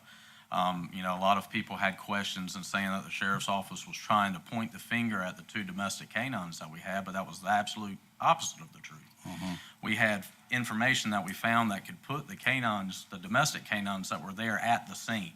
And then we got a DNA hit that says, yes, that they were there. So in the information that we put out, we wanted to make it clear to the public that, yes, this was the information that we had. Yes, it involved these dogs, but in everybody else's opinion there, including family members of the victim and the first responders who, quite frankly, every first responder that went to that scene that I've spoken to says it was the worst thing that they've ever seen. So they're dealing with an event that is tragic, and it's awful for everybody that was involved there. But still, everybody that was in there, everything I could find out was that our people behaved professionally and with the appropriate amount of courtesy, and that we did the job in a very tough situation from the beginning until the end, which, quite frankly, it would have been great to have more assistance from other agencies, but we did not. So the questions that we would get when we were trying to get samples from domestic canines in the area was that we were getting complaints saying that we were being a little bit too aggressive on what we were trying to do, because we are still having to deal with Fourth Amendment rights and things like that when you're dealing with property. But we tried to get every sample that we could anywhere in the area after an extensive canvass that was done through the area to make sure that we can talk to any person who lived in the area that they had a dog that the possibility was there that they could have been involved in the attack. We tried to get samples from them. Well, from my position, it sounds like we've ruled dogs out, so the only thing that's left is coyotes and red wolves. Well, I mean, that's the thing there is that, we couldn't, it would be very difficult for us just to go grab coyotes and wolves and DNA swab them. Right. But we also didn't want to release information on that was faulty that would make it where the people in that area, where every canine that had ears pointed were going to take a round. That was something that we were going to try to do, and we did hear that from people, and we know that there were some animals that were probably shot and killed in that area because of what happened, and there's only so much that we can do to prevent that, but we also didn't want to feed that by giving bad information. Well, the DNA results, what expert did you confer with an expert to give you a summary of the of the data and DNA data and come to a conclusion or a non-conclusion? The lab that we contacted through the North Carolina Wildlife, that they were very helpful. And they did have markers where if we were to send a sample, that even if we didn't have two samples, a sample here and a sample here that we could match up, if we were to send a DNA sample that was from a wolf, then it would have enough indicators to say, we don't know what wolf it was, but it was a wolf. That just gets back to, we took dozens and dozens of samples, and we took just as many tests off of those samples as we thought that we could and as the labs thought that they could.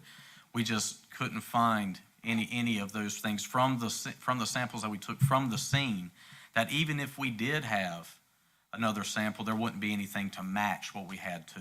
And I hope that that makes sense. Well, it does from that standpoint, but then DNA, there are markers in wolf DNA that are different from a full canine DNA. Yeah, absolutely. So say we took just an arbitrary number. Say we took 50 samples at the scene.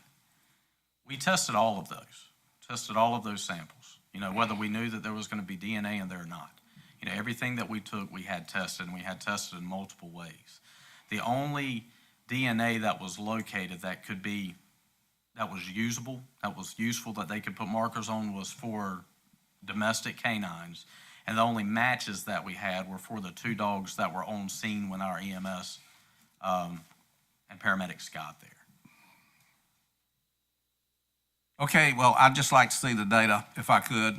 Okay. And I'm really, if you ruled out canines, domestic dogs, then what did it? Well, and that was,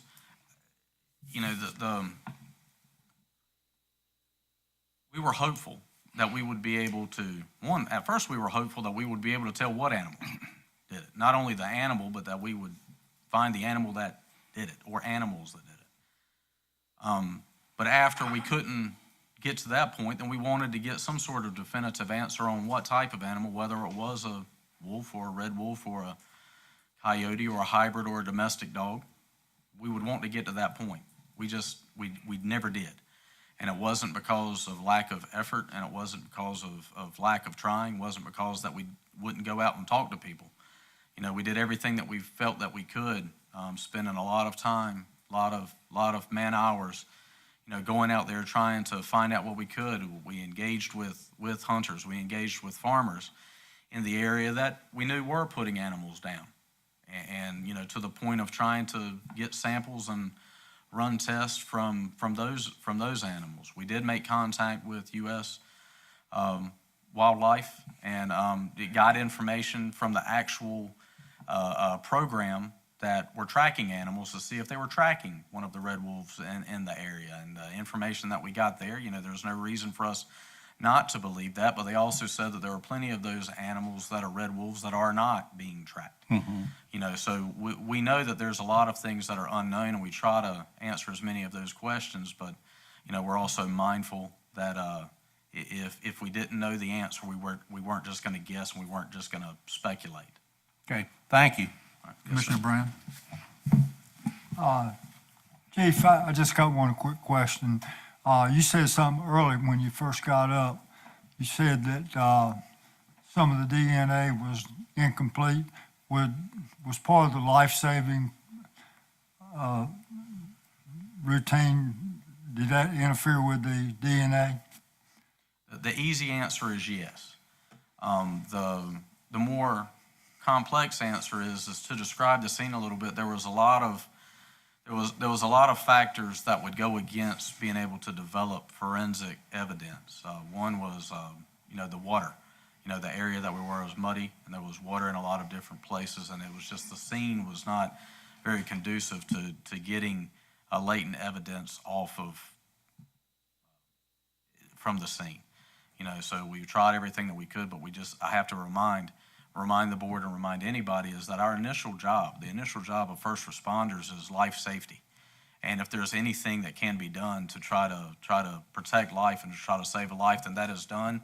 And if anything that happens after that is, you just have to deal with it and move on.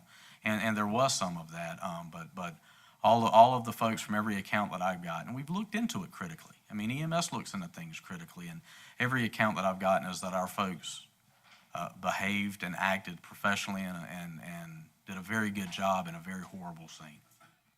Thank you, Charlie. Commissioner Waters? Thank you, Charlie. I think one of the first things I probably need to disclose is that Brenda was one of our church members. Brenda cooked breakfast every Sunday morning, very faithfully at 8:30. So, you know, I've lost a dear friend, and our neighborhood's lost a very key citizen.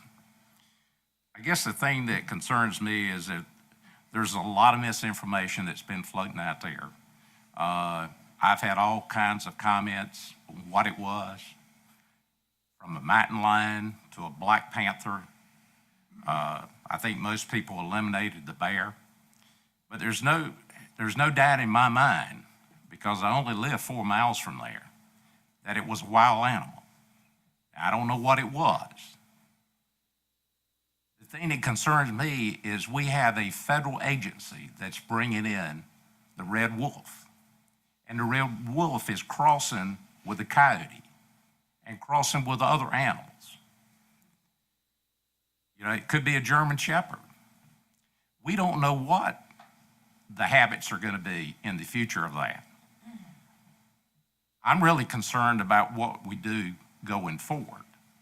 And one of the things that I think is that we really have no input locally on what U.S. Fish and Wildlife brings into this area. And, you know, those people who are in Washington, D.C., they don't live here. They don't have grandchildren that are in danger. I've talked to a lot of large landowners that have been very cooperative with U.S. Fish and Wildlife in the previous years. But I can tell you, most of them are saying that if one red wolf shows up on their property, they're going to call and ask them to come and remove it. I mean, it's, we've really had no one in Washington, D.C. that we could call to try to put some pressure. We've not had a congressman since September of last year that we could call and put any pressure on.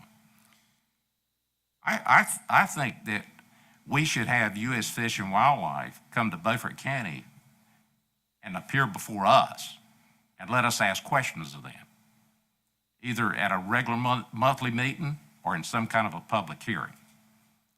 And I'm not making a move for a motion tonight. I called their district office and I asked them, I told them, I said, I'm a county commissioner and I want to know where the nearest red wolf is.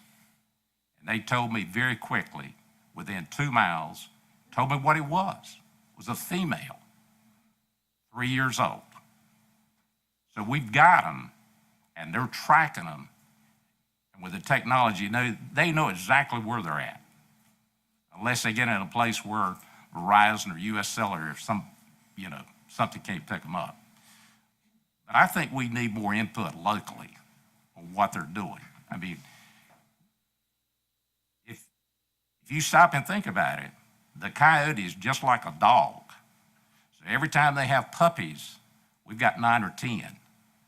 They don't have rabies shots. They're not on a leash. And we've lost control. And when the people in Chapel Hill says that it's good, ask them if they let dogs run loose in Chapel Hill without a leash and without a rabies shot. And I know what the answer is. So, we've already come a long ways. If you look at what the cross looks like, it's a German Shepherd. You can hardly tell the difference between a German Shepherd and that hybrid that's out there. I can tell you, if most people have one come on their property, they're going to shoot and they're going to worry about the consequences later. I think the Fed is running from us. I don't think they're being honest with us. They can talk about the habits of the red wolf, and that may be true, but that cross that's coming out there, we don't know what that's going to do in the future. So anyway, thanks for the job that you did. I've not had anybody within the family complain about the sheriff's department or the first responders. I think their disappointment is, we don't know what killed Brenda. I understand that, and we're sensitive to that, and I think that, one thing that I think is very important for this board to understand was how important it was to the sheriff's office, to the sheriff. That there are plenty of things that we didn't have to do, but there are a lot of things that we did do. And, for months and months after wildlife backed out for whatever reasons that they did, we were still trying to answer questions. So I'm not trying to lay blame or fault to any of the state level agencies or the federal. I'm sure they had their reasons for what they did, but, we're very proud of the efforts that our office put in on this, trying to answer all those questions that they had. We wish that we had more information that we could give, but it wasn't for lack of effort.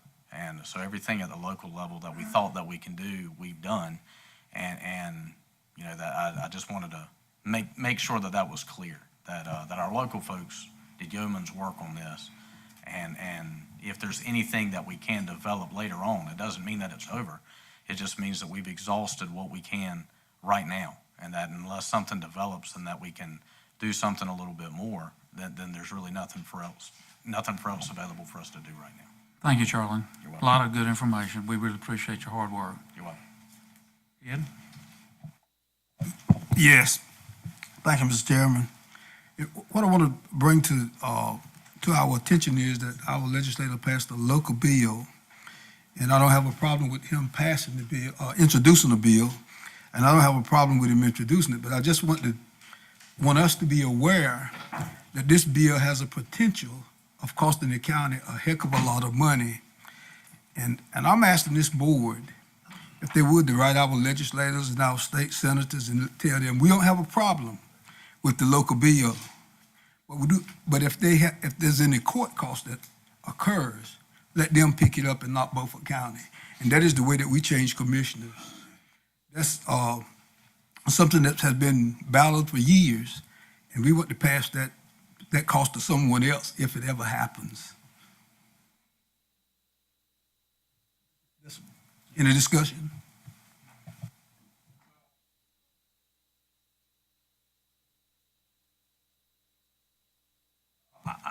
The bill that you're referring to is the bill to change the way that we elect county commissioners. And what the public needs to know is that is actually a federal issue. It is not a state issue. And I think the money that I don't have a problem with changing the way we elect commissioners, providing it's done in the proper way. But you're going to have to deal with the feds, not the state. It's quick and easy to go to Raleigh and get a bill passed and make everybody think it looks like that you have done something that's really important. The last sentence in that agreement says that the court keeps jurisdiction of the issue. And what does that mean? In order to change the way you elect county commissioners in Beaufort County, just to put it on the table and be perfectly truthful about it, you've got to go back to federal court. And I think that's what Commissioner Booth is referring to is, don't get taken in by this local bill because it doesn't do anything. And the big money in this is if somebody wants to go to federal court and fight that issue, then that's where they need to be. Not in Raleigh, it's a Washington, D.C. issue. So I just wanted to clarify and add to what Commissioner Booth was saying. Commissioner Brand? Thank you, Chairman. Turn yours off. Oh, excuse me. When I first became a commissioner, I had a committee that studied this particular project, and Chairman Booth was on it, and Chairman Deathridge was on it, and we had Kelly Hopkins with the Board of Elections. She was the historian on it. And that's one of the reasons why the committee did not carry it any further than what we did, is because we realized that it was going to cost the county a whole lot of money before it was all said and done. So that's the reason that we didn't carry it any farther than what we did. Thank you, Chairman. Vice Chair Langley? And that is true. The feds will have the final say about what happens with the way we elect commissioners. And my suggestion is this, is that they not do the bill, because I think it's going to be a waste of time. But if there are people who feel so strongly about the way that we elect commissioners, then you go hire yourself an attorney and you go to the feds and you file whatever suit you want to. I mean, because basically it is not the duty of the county commissioners to fund lawsuits on how we get elected. So if you feel that strongly about it, you get you an attorney and you go file your injunction with the feds. I mean, because beyond that, that's who it has to clear in order to change the way that we elect officials. And I'm going to say this, and I'm going to go on record and say this because I know that it's true. A lot of folk are upset with this simply because they can't get rid of certain commissioners. And that's just not the way you do business. Thank you. Mr. Dethridge? I too, like Commissioner Richardson, I don't have a problem with the way we change the way we elect commissioners. However, anytime we take a regressive step backwards and restrict representation, that's not a good thing. If we were to go with a district plan, I'm just using this as for instance, if we went with a district plan every 4 years, the public would get one vote every 4 years. Right now, we elect at large, but we have what's known as limited voting. The public gets 2 votes every 4 years. Hood came up with a plan where you elect by district, 5 commissioners by district, and then you elect the chairman at large and the vice chairman at large. That, in fact, would give the electorate of Beaufort County 3 votes every 4 years. So if we were to go to a plan which would give more representation by votes for the electorate, I would approve of that. But right now, to step back to where you get 1 vote every 4 years for 1 commissioner in your district that may or may not represent your interests, I think that's not the right way to go. I think Beaufort County is a small enough county population size that no matter where we hail from, we represent the entire county. And I close with that. And the reason I brought that up is I agree with the commissioners. I don't have a problem. Let's cut it off. I don't have a problem if our delegation want to change it. But the problem that I have is sending us the bill. That's the problem that I have. And I would make a motion today that he can change anything he wants to change as long as the state pick up the tab for going to federal court to try to change the consent order. Commissioner Waters? Make a second.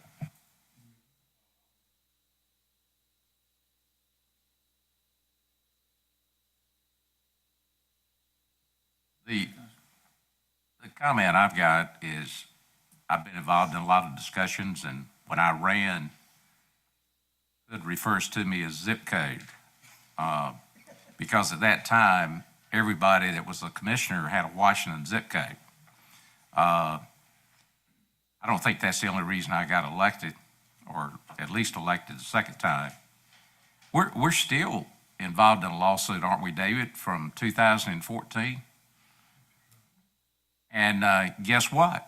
Just for everybody in the room and those out there watching, we had good information from the Board of Elections in Raleigh, from the state board. We were doing everything right when we were trying to sponge our people within 90 days of the election. And we're still involved in that lawsuit. And we've tried to get out of it. We've tried to say we're not responsible. Everybody got a chance to vote that was supposed to, and the state turned their back on us. Is that a good summary, Brian? Maybe politically correct. You don't want to say that, but I'm sort of like the rest of these gentlemen up here. I don't want to see the county spend more money in a lawsuit, whether it's $43,000 or whether it's $300,000. and that's where we're headed, the state's not going to pick that up. That's not in the local bill, and I don't think you're going to get it in the local bill, Ed. We stand. And one other comment, I think in that one, it requires a percentage of our registered voters to sign a petition. In one of the elections, I stayed at one location and tried to get people to sign a petition. I did not even get 100 the day of the election. So I'm going to support that motion, mainly because I don't want us to have any chance of a liability and any chance of being drawn into federal court and us having to spend taxpayer money. Mr. Booth, would you quote your motion? My motion was that we send a letter to our delegation and to the North Carolina House and Senate that we are not in favor of, we support whatever our legislators want to do to introduce a bill, but it's not a local bill. It's something that we did not ask for. So my motion would be to send a letter to the North Carolina delegations, House and Senate, that we are not in favor of this local bill unless the state will pick up the tab if there's any federal lawsuits.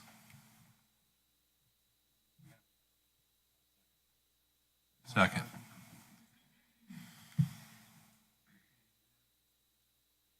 You can word it better than that if I didn't do it too good. Did you vote?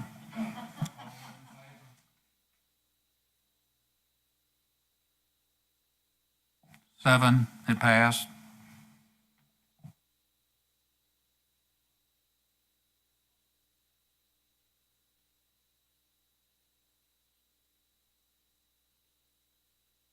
Hello again. Included in your agenda packets is the staff report for the road name petition and a sketch plan. To summarize, there was a single individual who submitted the application, a single landowner, Mr. Jeffrey Harrington. This easement is a new road that's approximately 300 feet in length, located off of Mill Road in the Old Ford area. The road will serve a 10-space travel trailer park, which was approved back in July of 2018, excuse me. The road is 20 feet in width, which meets the minimum requirement of the Beaufort County Manufactured Housing and Travel Trailer Park Ordinance. The Beaufort County E911 ordinance requires that applicants submit 3 proposed names. In this case, the names in order of preference were Old Ford Lane, Harrington Lane, and Buck Avenue. Staff has determined that the first name, Old Ford Lane, doesn't pose a duplicate or sound alike within the county. Staff is recommending that the board approve Old Ford name, the applicant's first choice. I'll be happy.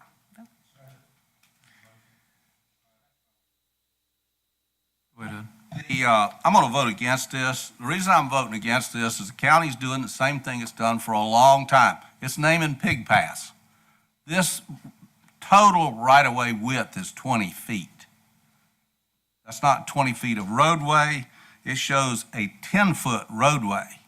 And what you're doing is you're naming something and you're putting it out for EMS, emergency services, and the sheriff's department to try to go ripping down here to find somebody in a camper trailer. These camper trailers are moved in and out all the time.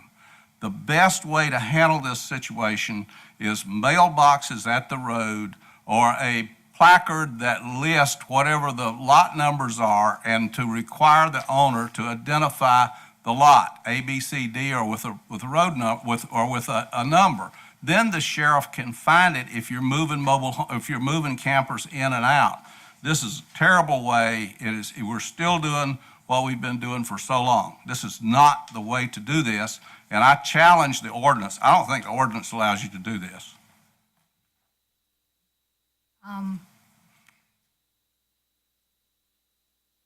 can get back to you, but this is what we have found in the ordinance. I believe there was another one in September, but I can verify that for you. Well, I probably voted against that one too, because again, it goes to emergency services and it goes to the sheriff's department and EMS. They deserve better than this. If they're going out to a place that has a 10-foot travel way and they're in an emergency mode, they need to know a long time before they get there by the fact that there's numbers out on the road that identify these particular places, and there's a number on the lot to identify this. I think they are all better served with this because it might keep them from going in and getting stuck, can't get out, jamming things up, or whatever. This is not the way to do it. I'm just going to vote against it. Any more discussion? All those in favor, raise your right hand. All those opposed? 5-2. Thank you, Mr. Rock. Mr. Carney, Hedgepow. How you doing? Good evening, Chairman and Commissioners. Thank you for letting me present before you. I have in front of you a request for a change in EMS billing fees. We base our EMS billing fees off of the fees that are established by Medicare. We've been watching for that change. It just came out for 2019. You should have in your packet both the current fees, which were effective 2/7/17, and the updated fees, if you approve, which would go into effect tonight. We are asking for two things because this is something that can change annually or every 2 years when we look at it. So there's two requests. One, asking the board's approval of the proposed 2019 EMS fees. Secondly, second thing we're asking for is staff is asking for approval that when these fees change from Medicare, that we're allowed to just go ahead and up those without coming for board approval. You can approve both of these, none of these, or one of these, however you want to. But we just know it's a cycle that comes through, and we allow Medicare to help us set what that established rate will be. Mr. Chairman, I recommend that we approve both of the recommendations. Second. We approve every other fee that changes in the county annually. I don't think we should make an exception to this. I don't have a problem approving the schedule, but you realize what you're doing when you do this. You're losing control of what's going on, and you're not going to know what people are being charged. We approve every other fee as a part of the budget. I'm not going to vote for the dual motion. If you withdraw, Commissioner, the second part, I'll vote for it. But I'm not going to lose control of what I'm supposed to be doing, and that is overseeing the public's money. Mr. Waters? Mr. Chairman, I'll just make the original motion, the first motion that we approve the EMS charges effective 5/2. Oh. May the second. Do we have a second? Second. Any more discussion? Any more discussion? No, I couldn't say exactly what I Okay. was going to say. Okay, we ready to vote? All those in favor, raise your right hand. 7-0, passed. Thank you, Mr. Carney. Christina, take a bow. You've done a great job. It was a team effort. It's still working. Everything's working. So far.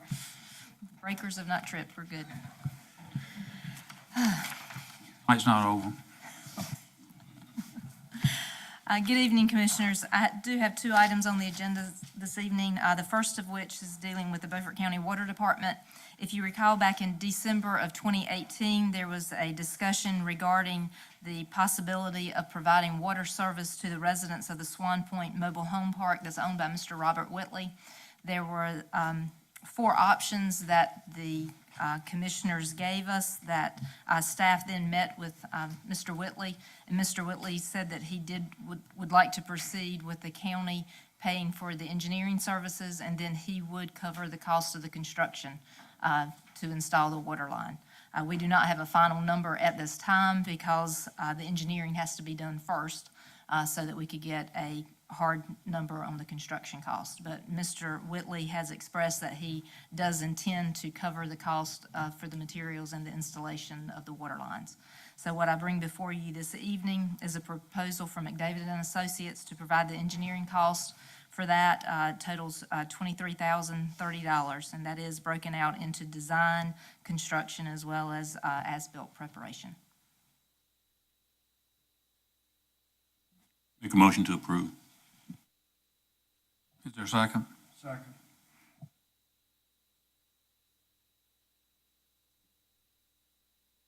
When did McDavid raise their rates so high? I know I've been off this board for a while, but there's some pretty high rates. The rates, if you look at the individual, the design cost is $6,600. Yeah. Construction observation is at $8,800, and that is very difficult to estimate. So this is, they would only bill what they actually observe. It would, because Mr. Whitley will be doing the installation, it's very difficult to judge how much time it will take in order to do the installation. Principal engineer, $200. Senior design engineer, $188 per hour. CAD technician, $70 an hour. Geez, that's a lot per hour. That's pretty standard in engineering. Pretty standard. And the Wow. man with the shovel get $6.50 an hour. He's lucky. I'm in the wrong business. Good, you're in the wrong business. Any Let me more tell you, I don't get those rates. I didn't think you did. No, I don't. No, he doesn't. No, I don't. Any more Be discussion? happy you're on the east side of I-95. Wow.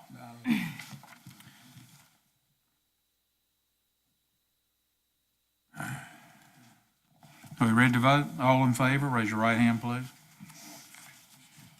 All opposed? 6-1. Second item that I bring before you this evening is dealing with the solid waste. As you recall, Hurricane Florence impacted Beaufort County. An analysis was done for comparing the 3-month period from September when Hurricane Florence hit until December 18th, which is when roadside debris pickup was completed. An analysis was done to look at the tonnage that was delivered to convenience sites. If you recall, because we were blessed and not impacted by the storm as much as our southern neighbors were, the majority of residents, any damage that they have, we believe that they took their damage to the convenience sites in lieu of having it sit on the roadside for many weeks until the roadside debris could be picked up. Due to that, there was approximately 1,400 of additional debris that was taken to the convenience sites.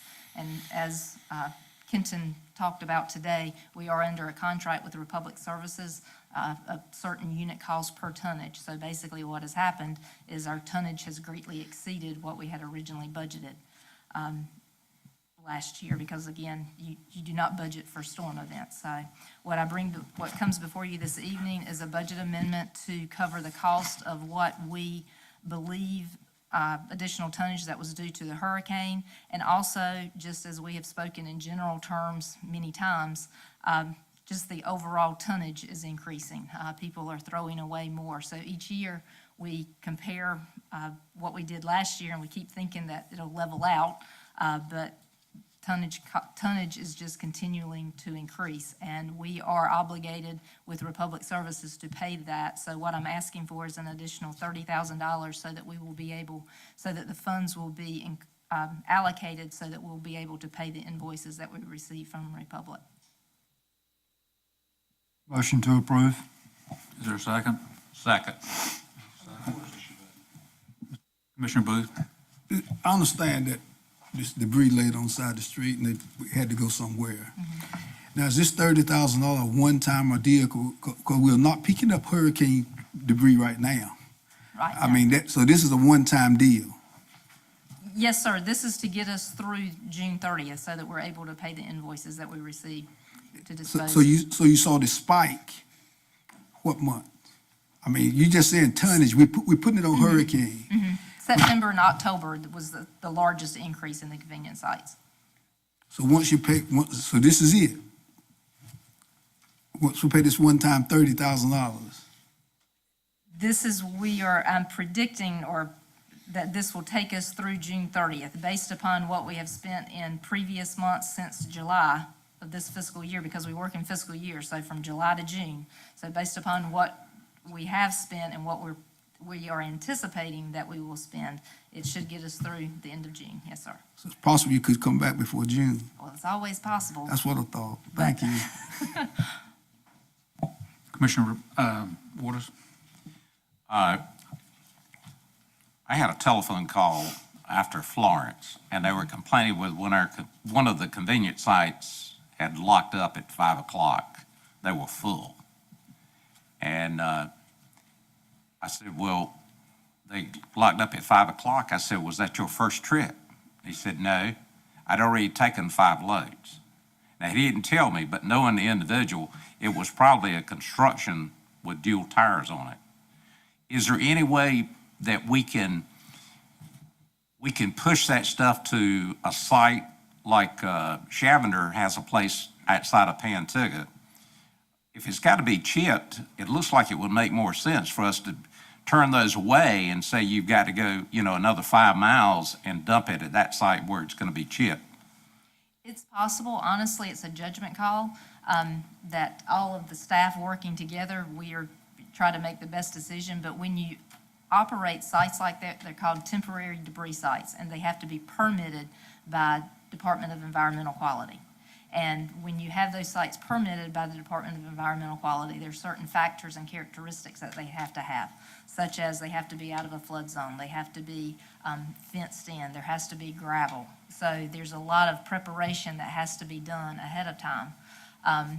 We're working with emergency management to identify sites, and we have some sites like that if you really need them in a severe circumstance. But based upon what Hurricane Florence was, again, like I said, it wobbled and it wobbled south, so there just didn't appear to be the amount of debris in the county that would warrant that.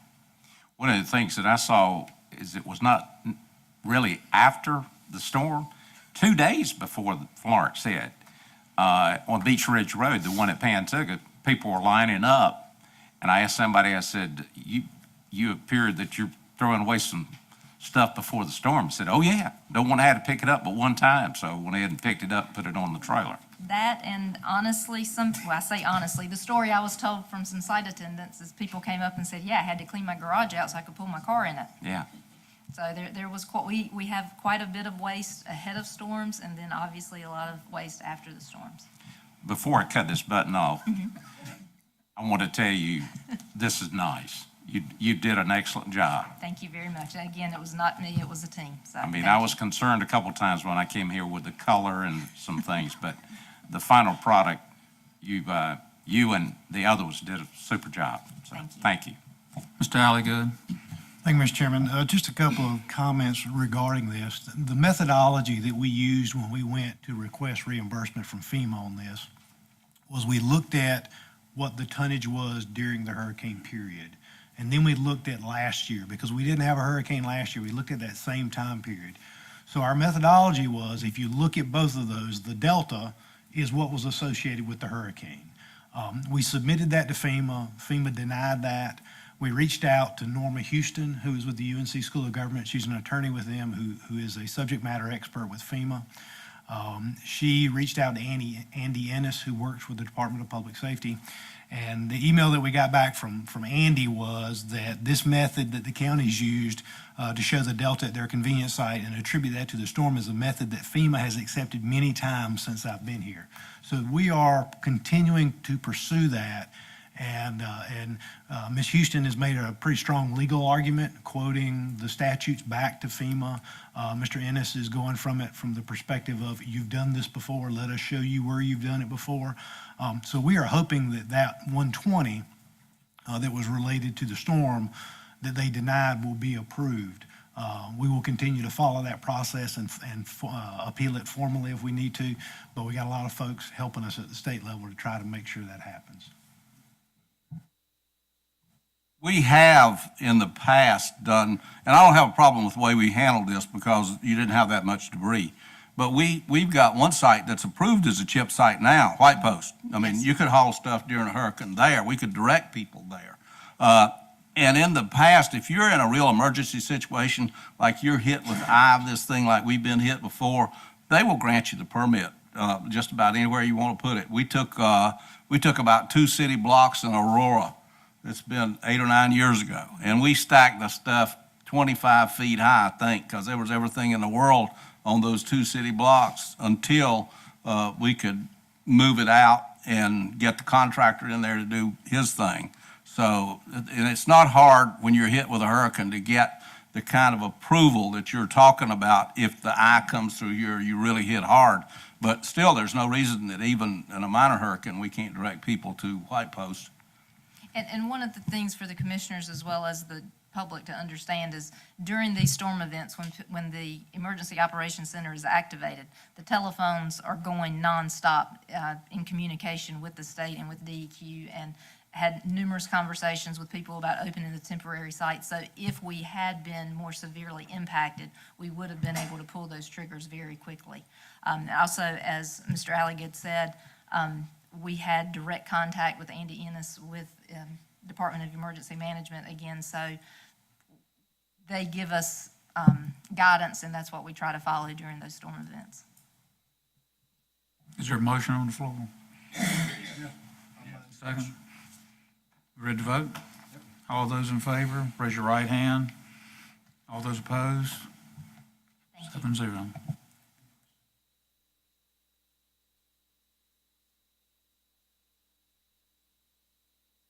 Nita, I'm sorry. Mr. Chairman, if I could take you back just one piece, and just for clarification, I understand the board's perspective on it, but just want to make sure we were clear on our explanation of the EMS charges for Medicare. The reason that request was made was because the Medicare numbers come out, and then we would have to bring them to you for approval to change. So they could come out and it be 30 days before we get back to you. Our concern was that we can't change those rates and we can't retroactively charge those folks after those rates come out until you approve it under that. I understand the board's concern. You want to be able to control that. We're certainly happy if you want to consider us reporting that back to you at the next meeting. But our concern and the reason we asked that was we just didn't want to lose any of that potential revenue in between that time period. So just wanted to make that clear that was the reason that was asked that way. Thank you. If I'd have known that before, I'd have took a different position than that I take. But if you're gonna lose any revenue, I don't have a problem with changing my vote. I'm not asking you to change your vote. I'm just asking you, I just want to make sure that you understand our method, our reasoning for asking that question. Do we need to amend the motion? Well, Mr. Richardson. Mr. Chairman, there's always some notice that's given before the rates change because everybody's got to set their computers up. And I think we need to leave it just like it is. We need to have the information when they come out with it because none of it's retroactive money, and it's they always give you notice because computers do have to be changed. I'd rather leave it like it is myself. Sheriff Langley? And I feel that probably if the rates were to come out, there's not a problem for us getting together and just saying we approve and we can continue on. So I think we can. Yeah. I mean, it's not a controversial item. Anita. Thank you, Mr. Chairman. It's that time again that we're ready to award our contract for the annual audit. So I did issue RFPs back in mid-March. They were sent to 6 qualified firms between here and Raleigh. And as you can see on page 231, that out of the 6 firms, we only had 2 that responded with a bid.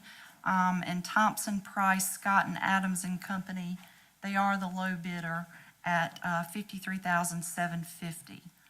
You can see the next lowest bid was Jeff Best CPA, who has previously done our audit. And in the first year, there was a slight difference of $1,250. However, Jeff did factor in a 3% inflationary amount each year. So that amount grows, whereas Thompson, Price, Scott, and Adams, they held theirs flat. So our recommendation tonight is to contract with Thompson, Price, Scott, and Adams and Company. Is there a motion on the floor? Is there a second? We have. Is there any discussion? We ready to vote? All those in favor, raise your right hand. All those opposed? It's passed 7-0. Mr. Chairman, can I just mention Yes. another thing? You can expect another item from me probably in June or July. If you'll remember, the state is now requiring that separate engagement for the Medicaid compliance piece at DSS. That runs about $7,500 is the estimate I'm receiving on that. So you'll see an item for me for a budget item for that coming up in the next couple of months. Thank you. Thank you, Dan. Commissioner Richards. Thank you. To put this in my motion in the simplest of terms, I am concerned when we go past the end of the fiscal year and the accounting office comes back to us 2 and 3 months later with unbudgeted items and things we didn't know about. I think I will make the motion and then we can discuss it. My motion is that on our next meeting, on the June meeting, that the accounting department have extended all of the items that they think that we're going to spend in this fiscal year so it can be approved before the end of the fiscal year. I don't think that's too hard to do. They've got a purchasing system. She just mentioned something that she knows is going to come up before the end of the year for approval so that it's spent this year, and that's not a harsh request. We've had strong words in here with the management that, oh, this is not the way business works. Well, let me tell you something. There are people in prison because they did what I'm talking about. So it's not good business, it's not good accounting, and it's not good bookkeeping, and it's not good management. So that's my request, that they bring us this stuff at the June meeting and we can consider it and approve it. And then there's no comeback after the first of the year of, oh, you've got to approve this for last year. How do we know that was in the budget? How do we know where those funds are coming from? It's not good. Is that a motion? That's a motion. Is there a second? I'll second that. We're getting ready to go into budget workshops, budget session. It's going to take a lot of work. I say we get it worked out now, so we won't have to work it out later. Any more discussion? Ready to vote? Mr. Chairman, Yes, Mr. Waters. if it's within the budget that's already been approved, why would we restrict that? That's a question. The other comment that I would have is that, we heard this same conversation last year about cooking the books. And there is no cooking the books. I want to make sure the public understands that. We just approved the auditor. And for the last 2 years, we've had a clean audit, no findings. Prior to that, we had as many as 13 when I first got to be a commissioner. I will not support it because staff has to come to us if it's outside of the budget. But if it's inside of the budget, they've got the authority to do it. I think this is just trying to stick their hand in there and trying to manage the staff, and you call it whatever you want to, but we've got professional people that are trained and know what they're doing. And to, make comments like you do, I think it's just unfair and out of order. The cooking the books complaints came about after the end of the fiscal year when accounting brought us expenses that they should have brought us before the end of the year and said, oh, you have to approve this for last year because it was already spent. We missed it. Now, I can tell you, I have been there. Most of you guys haven't been there. You just don't have the experience. You go in the corporate world and you try that, and they will say, don't let the door hit you on the way out because we don't need you anymore. You don't know what you're doing. And it's also called fraud when the right federal authorities get a hold of it. Commissioner can say all of this that he wants to about attacking staff, but if you don't do things this way, then you can have expenses and things that go awry that you don't know about. It is good business within the year. Why wouldn't you know how much money we're spending within this year? You just said these people were professional. How professional are they? Do they have the controls on this that they should have? So, I'm very concerned about this. And I think that your words to disparage me, I'm not disparaging anybody. Go out and talk to the accounting world, and they'll tell you how the world really works. Are we ready to vote? That's okay. Mr. Chairman, Mr. Richardson, I'm not going to say that you are disparaging anybody, but I know from the years that I've been here, there's some bills that occurred during the fiscal year that we have to take care of. And some people call it trailing liabilities. What we have to do, I don't think we can restrict these people from paying bills that happened during the current fiscal year. They occurred. They could have happened the 29th of June. Go ahead. Oh, okay. What I'm talking about doing is, they're not bills if they're bills that happen after the end of the fiscal year that were incurred during this year that we didn't know about, then that's called incompetence. Because we're paying these professionals to know this. All I'm saying is, take all of the things that you know about and tell us about them at the June meeting so that we've got a real budget when we start working on the budget this year. There may be a bill or two that slips through. I understand that. And bring that in, but there should only be one or two. There shouldn't be hundreds of thousands of dollars of expenditures that our professional staff is saying they didn't know about. Because that's not a very professional staff if that is going on. Okay, we're ready to vote? All those in favor? Thank you, Mr. Chairman. Just to clarify, our staff works under the Local Government and Budget and Fiscal Control Act, which requires us to do certain things. That means that any expenditure that occurs in a fiscal year is charged to that fiscal year. If we receive bills that are incurred prior to June 30th, that occur, because if you have a bill, you provide a service on June 30th, it's legally in that fiscal year. You get the bill a couple weeks later, because it takes a couple weeks. We throw that back, and we actually go about 2 months into the new fiscal year to make sure that everything that was occurred in that prior fiscal year is thrown back to that fiscal year. That's the way we're required to do it. The question that you run into is, if you have an outstanding purchase order, and we discussed this last year, when you have an outstanding purchase order, that's an obligation that the county has incurred to pay for something. If it's not completed, and we've told the board, and we're happy to do that this year, to provide you those purchase orders that are outstanding.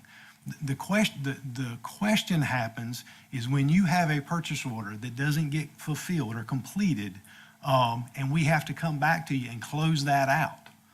The funds that would have been used in the prior fiscal year weren't, so they roll back to fund balance. So the money is there. And then what we ask you to do is re-obligate those funds so it comes back out of fund balance and is paid. Government accounting is different than regular accounting. It's not, a lot of folks don't understand it, but it is the way we are required to do things. So we are not doing anything that's illegal. We bring things back to you as appropriate. You're the only ones who can amend the budget and increase the numbers. We cannot do that. Legally, we're not allowed to do that. So we're happy to show you the purchase orders at the end of the year that we know that we have outstanding. Some of those will go away. Our hope is we close spending down May 1st so that we're able to close everything down so that we hopefully have everything taken care of by June 30th. That doesn't always happen. There are a tremendous amount of expenditures that go across the departments. But we're happy to show you those outstanding purchase orders, but you have an obligation by law to pay those because they've been obligated. Just again, we have a professional staff. Our finance officer is a certified finance officer. She teaches this. The state treasurer's office asked her to teach, so she teaches local governments about finance. So we've got some really, really qualified people. You can have your opinion about me all you want to have your opinion about me. That's fine. I get paid to take that. But our staff, they don't sit at the level that I sit at, and it's not appropriate to to call them corrupt, to call them matters that are not appropriate. And I will stand up for them every time. If we do something wrong, we'll admit we did something wrong. But otherwise, our staff enjoys the dignity and the appreciation for what they do, and I will always do that for them. Thank you. Okay. 10 seconds. All I'm talking about is, was it in the budget or was it not in the budget? You know, that's the only question, and it should be in the budget. It should be considered in the end of the year budget. If it's not considered at the end of the year budget, then we got a serious problem. Okay, we're ready to vote on the restricted spending. All those in favor? All those opposed? Motion fails, 5-2.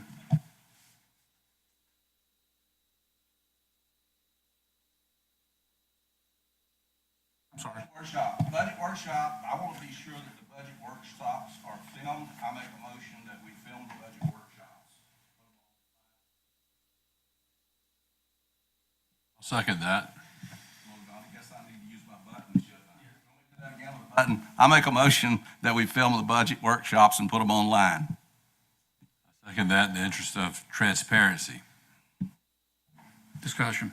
Mr. Chairman, I did a survey this morning at breakfast with some of my well-educated friends, and I asked them. Terry was not there, Anita. I saw you look at me. And I said, do you think we should record the budget workshops? And I will not tell you what some of them said, because this thing's going to be recast over the TV. But, you know, they're very boring. We don't take action. And I think it's a complete waste. So I will not support it, based on my survey this morning of people I have to report to. You had breakfast with us this morning, but I ain't support it either. The other thing I'll tell you is that I've been told that you're no smarter than the people you eat breakfast with. Okay.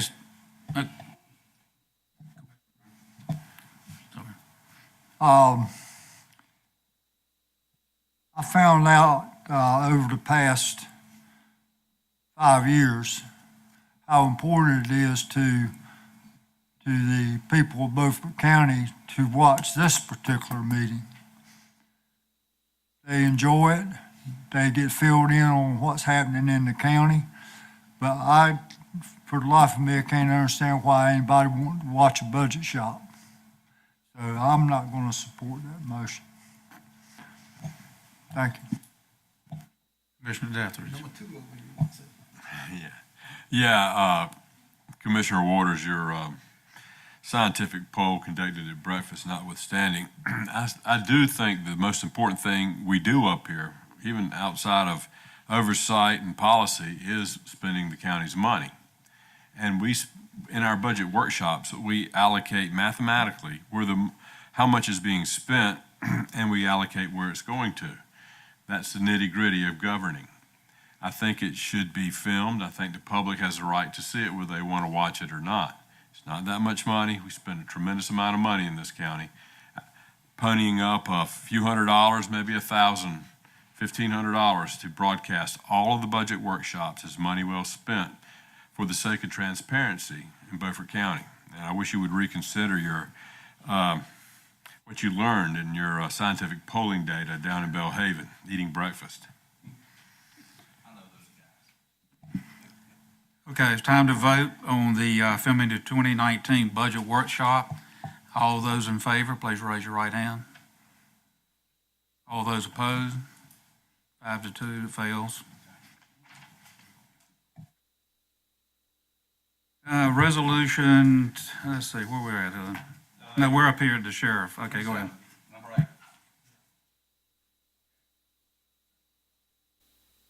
House Bill 370. What House Bill 370 does is ensures that there are no sanctuary cities or counties.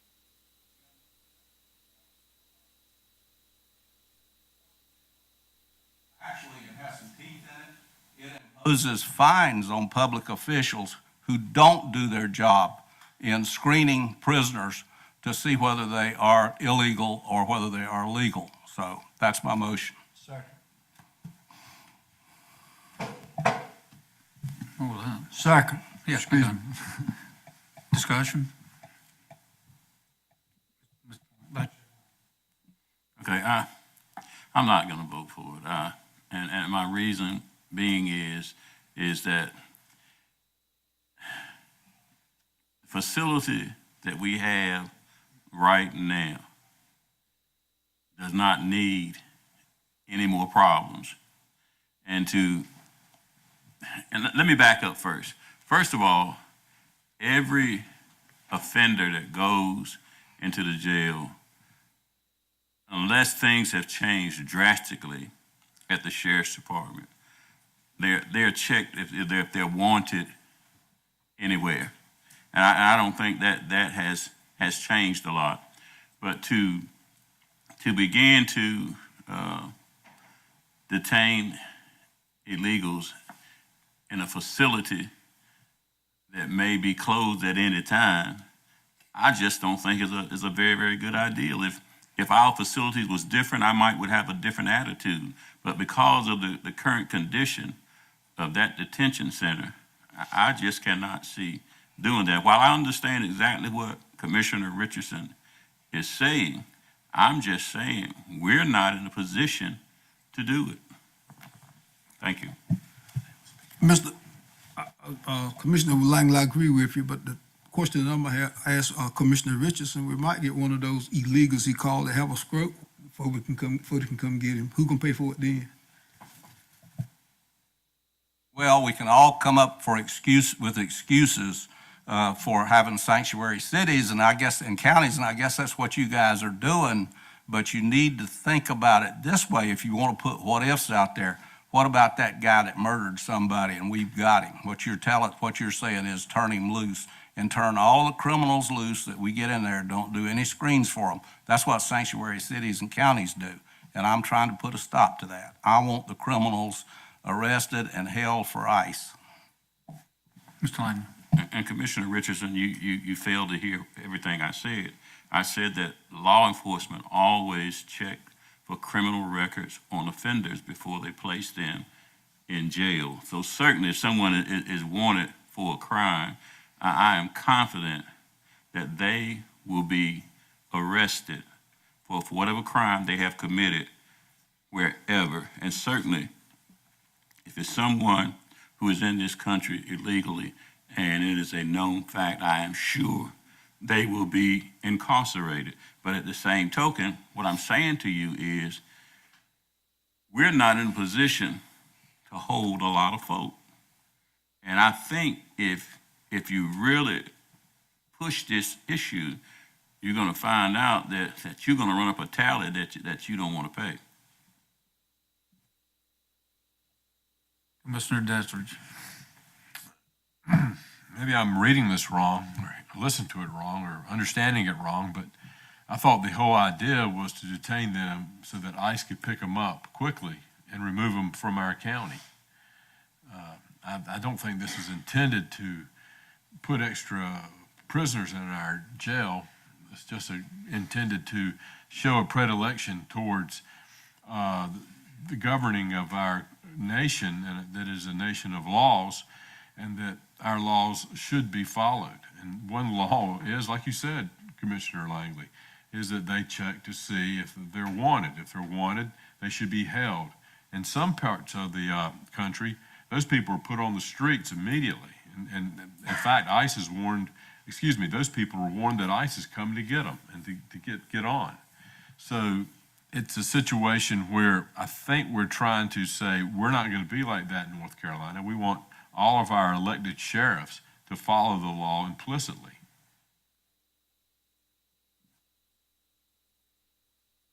Time to vote. Mr. Chairman, Okay. I see that we've got Charlie Rosa still in here, and I know he might have some thoughts on it, may not be willing to comment on it, but let's just use some prime examples. We're in the middle of gin and cotton, and we've got somebody that gets picked up and they turn out to be legal, didn't violate any laws, but they were identified as being illegal at a roadblock, checking driver's license or whatever. Would this motion push that person in there and then we call ICE and turn them in because of a roadblock? Are you guys trying to say if they're in here illegal and they've been in the county working and they get stopped, that we need to put them in jail and then call ICE to pick them up? Excuse me. No, that's not what we're saying at all. What we're saying is once they are arrested for a crime in the county, that they are then screened to see if ICE wants them. We're not going out and dragnet people, and your friend that owns the gin is still going to have his labor Frankie. He can still support you. I know who you're talking about. And he's really a nice guy, but you really shouldn't use that as an excuse, because that's all it is. We don't want the criminals loose in Beaufort County. The law that's in the legislature is intended to make every county in North Carolina a non-sanctuary county, because there are some sheriffs who have come out saying that they will have sanctuary counties. And the Beaufort County Sheriff is sitting on the line. He is not supporting this bill. And he has said, I've got it in writing, what he said. And one of the reasons he doesn't support this bill is the bill is strong enough so that if you don't screen them, you're going to get a fine. That's simple. Do you have any comments that you want to talk about ICE holding federal? I know we are cooperating to the extent of what the law requires us to do. The email that Commissioner Richardson is speaking about, the sheriff was speaking in that email about the decision of the Sheriff's Association. He was a part of the conversation, and he concurred with the process that they went through it. It does not mean that he believes that the decision of the Sheriff's Association is right or wrong. He was just a part of the process. They had a vote. The majority of the vote decided to go against it, and he understands that process. But personally, he doesn't have a problem with it.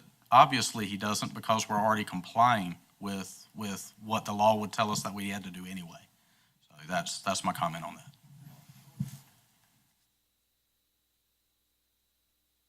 Ready to vote?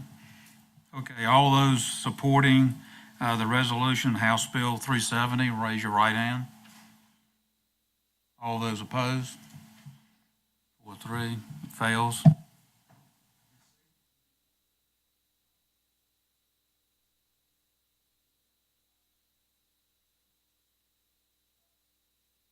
Once again, that's my resolution. There's a big effort going on across the United States to get marijuana legal in as many states as they can get it legal in. It is still illegal in federal law.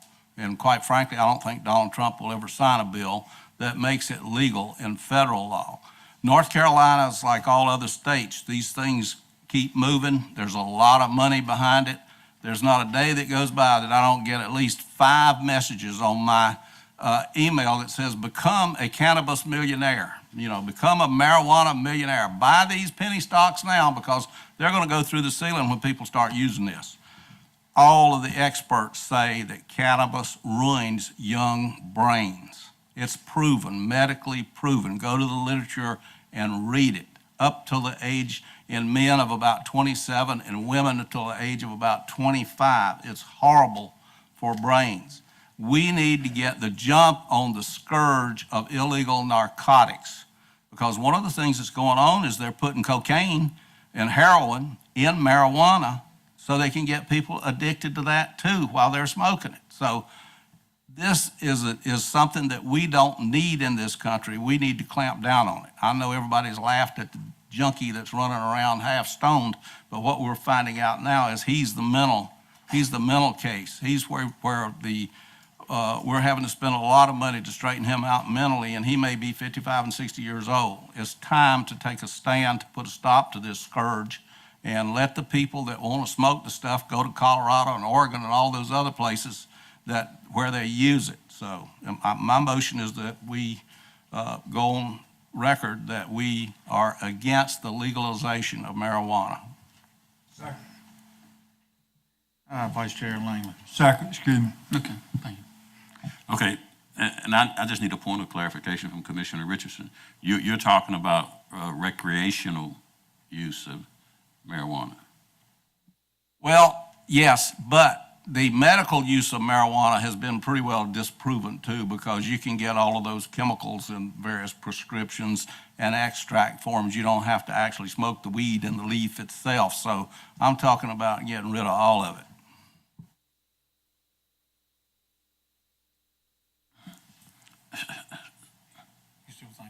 I'm still thinking marijuana, if you're talking about smoking joints, I don't have a problem with that, but the cannabis laws, the things that actually do help people, because there are a lot of folk who find relief from that stuff, and I certainly don't want anybody who has something that will help them increase their quality of life.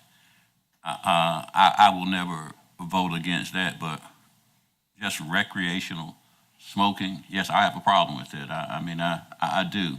But if it will help someone enhance their quality of life, if it eases their pain, then I will not go against that. Commissioner Deatherage. Yeah, I came along during the times of sex, drugs, and rock and roll. Yeah, it's pretty prevalent in my day, and it was in the defense of my generation. I hear it was about 9 or 10% as potent as it is now. It is extremely virulent in its capacity to destroy the intellect of people quickly. And they found over the years, 60s and 70s was a long time ago. There's a lot of tests have been done. They've discovered that cannabis destroys short-term and long-term memory in all adults, and it is especially damaging to children. The younger they are, the worse it is. The more it distorts their view of reality. It's a psychotropic drug. It's a drug that, and it is a narcotic, by the way. It's not just a plant. It's not natural. Heroin is natural. Cocaine comes from a plant. It is a narcotic. It is powerful. And I think the thing that is happening in America today, and could happen in North Carolina, it's kind of the cool thing. Do you smoke? Pot is not as dangerous as alcohol. You hear that often. And I agree, alcohol is not a good thing. Our country was built on alcohol. Years ago, people used to distill their corn so it wouldn't rot, and it was a currency. It was a currency in America. Do we really want to have a second debilitating drug in our society, that being marijuana, and making it cool, accepted, and then government gets involved, and government's going to make money on it, and it's a wonderful thing. That's how we solve all our problems. We increase bureaucracy, and we pay for it with marijuana. You know what's going to happen? The black market is going to undercut the real market, the legal market, and that's what's happening right now in California and Colorado. And we're finding that there's more drugs are going down in price, they're more available, they're cheaper, and more people are using them, and they're becoming more and more debilitating. So what we have is a situation where it's a devil's door to open, and we don't need to do it here in North Carolina, and we don't need the government at the tip of the spear, and we are part of that government. We are a body politic of the state of North Carolina, and we need to urge our legislators, don't do something stupid. So, Hood, if you can get more votes by making it just for recreational marijuana, please do, because I think it's hard to judge the effects of medicinal marijuana, what it does for people. And I know some people use that as an excuse to imbibe in the drug for recreational purposes. However, I think we ought to all get on board, and if we can rewrite this resolution to get a 7-0 vote, let's do it. Well, I would... Hang on, we got opposing Commissioner Waters. I would support it if we took out this medical use of marijuana. I'm not for taking away anything that can be handled through the medical profession. And if it's controlled and marijuana will help that individual that has some rare disease or whatever, I don't want to take that opportunity away. We have prescription drugs, to me, that's just as bad, maybe more worse, with side effects than the marijuana is if it goes through the right channels. If you take that out and make one more change, it was a typographical. The second paragraph, the federal government, the is misspelled. So those two changes, I would support the motion. Commissioner Brown. I'm going to support this resolution. I think you just got to go back and look at Colorado right now, where their death rate has increased by, I heard the other day, 15 to 18% since they legalized marijuana. That's a scary, scary thing. People say medical marijuana is good for you. That's just a stepping stone to get it approved throughout the state, to legalize marijuana, recreational or medical. So that's the reason that I am supporting this resolution. Mr. Richards, Yeah. do you want your motion to pass? Yeah. All right, well, take out what Frankie said. Medical marijuana, you get my vote. Chairman, I just need 1 minute. What I'm gonna say, I'm willing to amend the motion if the second is willing to amend it. But I want to say that I believe what he says. It's just an excuse to smoke marijuana because anybody can go to the doctor and get the prescription and smoke the stuff whether they need it or not. We've seen the same thing with handicap signs. We know how money grubbing doctors are. They got us into opioids. It was your doctor that got you hung up on opioids because he would write all the prescriptions you wanted. And saying that we're going to go the medical way is a weak way. And I think ultimately, Commissioner Brin, I think the medical community is going to shut the thing down or some agency because it's just a joke and an excuse. All of those chemicals that are in marijuana are available for other sources for medical purposes. So if you're agreeable, I will amend my motion, but only to try to get a unanimous vote. I'll amend my second. Thank you.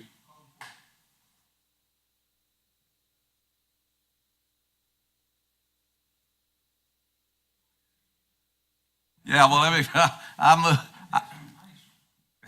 I move the resolution that's presented read that that we're against the legalization of marijuana with the exception of medically prescribed use of marijuana.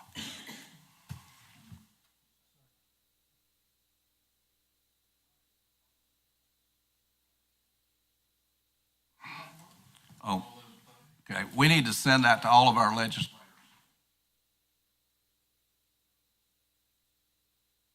Thank you, Mr. Chair, members of the board. You have in front of you the requested match for the fiscal year 1920 Juvenile Crime Prevention Council, or JCPC.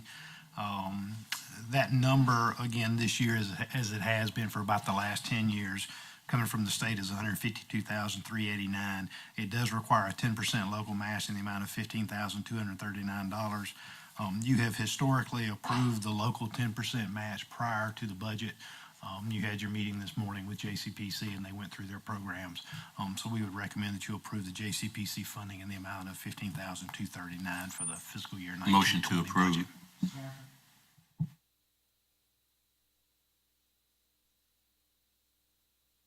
I'm sorry, time to vote. All those in favor, raise your right hand. 7-0, it passed. Katie. Yes, sir. Mr. James Gaynor has resigned from the Beaufort County College Board of Trustees, and that is a position that you appoint, and they are looking for an appointee from you. There was one in your books, if you would like to consider him. Mr. Chairman, I'd like to make a motion that we appoint Archie Griffin to the Community College Board of Trustees. I'll second that. Discussion? All those in favor, raise your right hand, please. 7. All 7's passed. Next one is Commissioner Booth.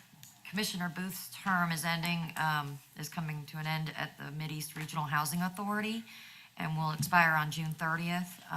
He has expressed interest in continuing to serve if you'd like to reappoint him. I make a motion that we allow him to continue his service. On the vote, all those in favor, raise your right hand. Don't forget to raise your hand. 7's, did you vote? Okay. 7-0, passed. And finally, for me, again, Commissioner Booth's term is for the Social Services Board is going to expire June 30th, and he has expressed interest in continuing to serve as well. I make a motion we allow him to continue to serve. I'll second that. All those in favor, raise your right hand. 7-0, passed.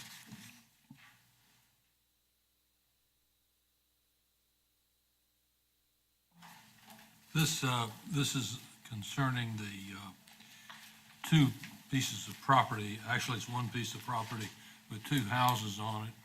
It's 1735 Howland Drive in Washington.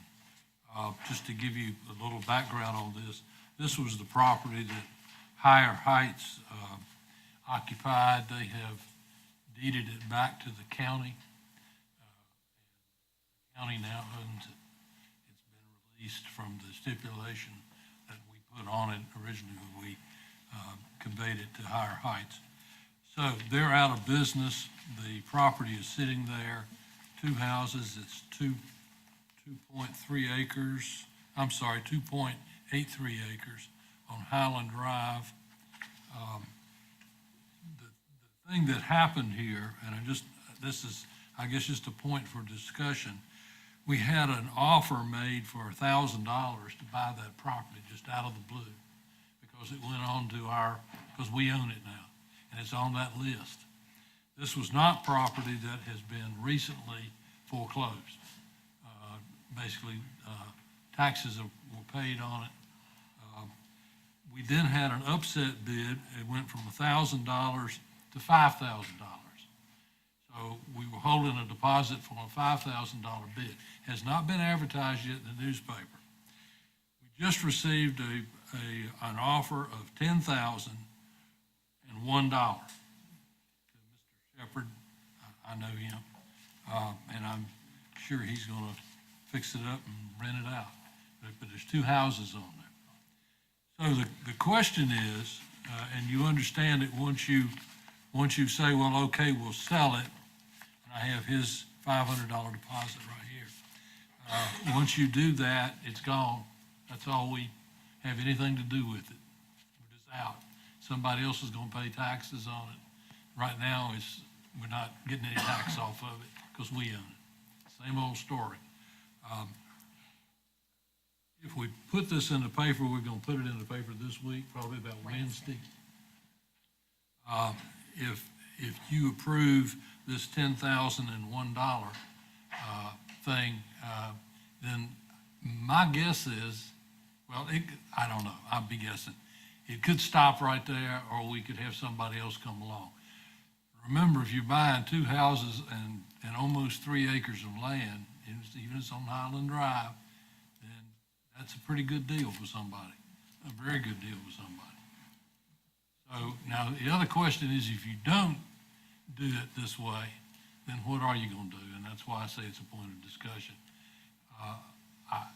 Unless the county's got some use for those two houses, I think we should be considering how we're going to sell them. Commissioner Richardson. I don't have a problem with selling them. My question is this: if we put this, it goes into upset bid, it's still going to come back to us, even if nobody bids on it. It's $1,001. It can still come back to us for approval.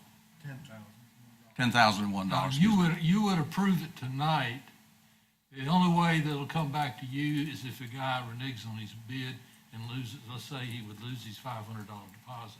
So if nobody bids, he's going to get it for $10,001. That's right. It'll be run one time, be open for 10 more days. Now, if it is upset, somebody upsets it, there's a minimum bid. But if it is upset, we have to run it in paper again. Well, can we put a minimum bid price on it that we just won't take any less than this? And then put it out on upset bid? You would have to determine tonight that you're not going to accept this bid because of the way he's bid it, and say that we will only accept whatever that may be. But you may vote to do and see if somebody will come along and make you an offer and make a deposit on it. I don't have a problem with rejecting this bid and coming up with a minimum amount that we'll take for it and then putting it out for upset bid, because my opinion, I'll just tell you, I realize one of the houses is not in good shape at all. The other one's been fixed up a little bit.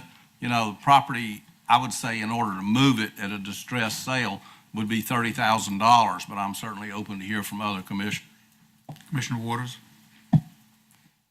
David, could we advertise this property in the paper and say that we'll take offers and let it be a sealed bid? The problem I have with 30,000 is that I don't really know. I've not been in either one of them. I rode by there this afternoon, and one looks in bad shape, and the other one looks like that 1,000 or even 10 would be a good deal. But rather than get in this contest and keep going, because this is the kind of property that might just keep right on going, I would make a motion that we advertise in the paper that it's for sale, and that we will accept bid offers, sealed bid offers, and we open it a certain day and let that be it, unless we needed to, an upset bid after that. You can do that. You can do that. Commissioner That would Breen? change how we're going to do it, but you can do that. You got to decide what that number is.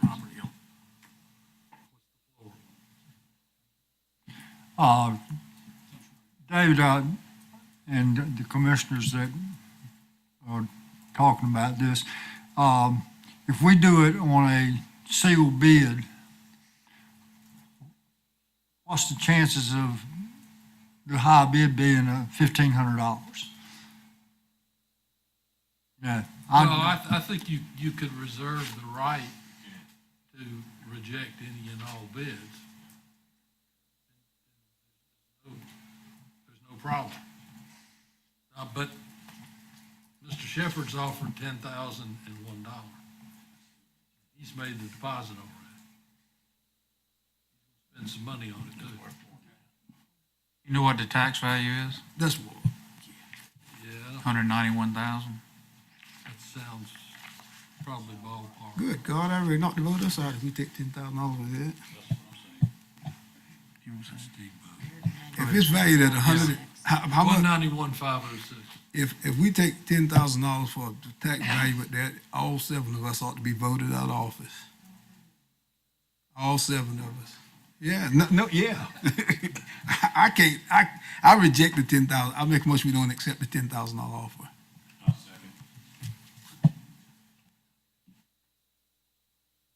We want to vote? Here we go. All those in favor to reject the current offer, raise your right hand. 7-0, it passes. Chairman, may I have just... Hang on one second. Okay. Hank, turn your light on. You may be getting ready to say what I'm getting ready to say. I don't have any problems putting it in the paper and having a minimum, in a combination, but I would think that the people that have already shown interest would also show interest once we tell them what the rules are or guidelines, so. There may be other people out there. There may be other people out there too. I think we've heard a little bit about that. Yeah. Commissioner Richardson. Well, I just wanted to say the house over at the hospital that we went through that started off at like 15,000 and we wound up and got 77,000 or something. We need to get a fair price as much as we can get for the benefit of the county for the property. So that's all I'm concerned about. And I don't have a problem with putting a minimum that we would sell it for. If somebody bids that, we would sell it for that. But if we get more money for it, let's get more money. Well, you gonna have a motion down there?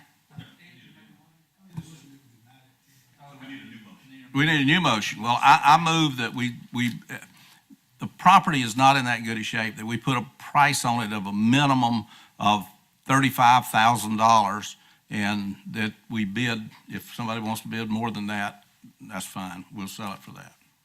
Mr. Chairman, I'll second that. All those in favor, raise your right hand. Nope, I'm sorry.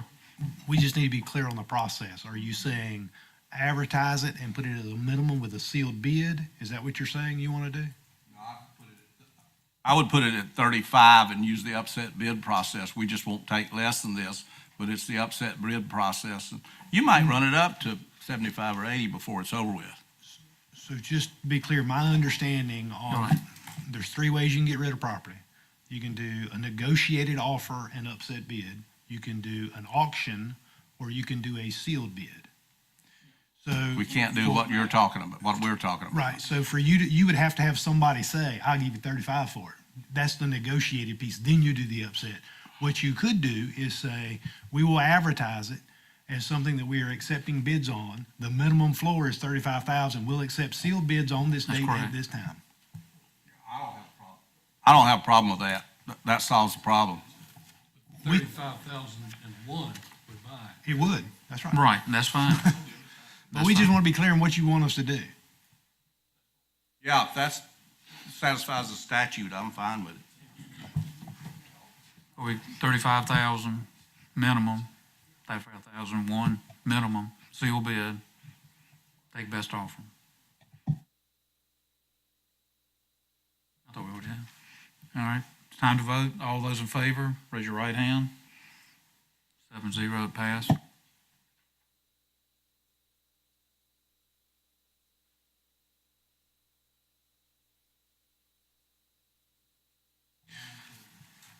Yes, thank you, Mr. Chairman.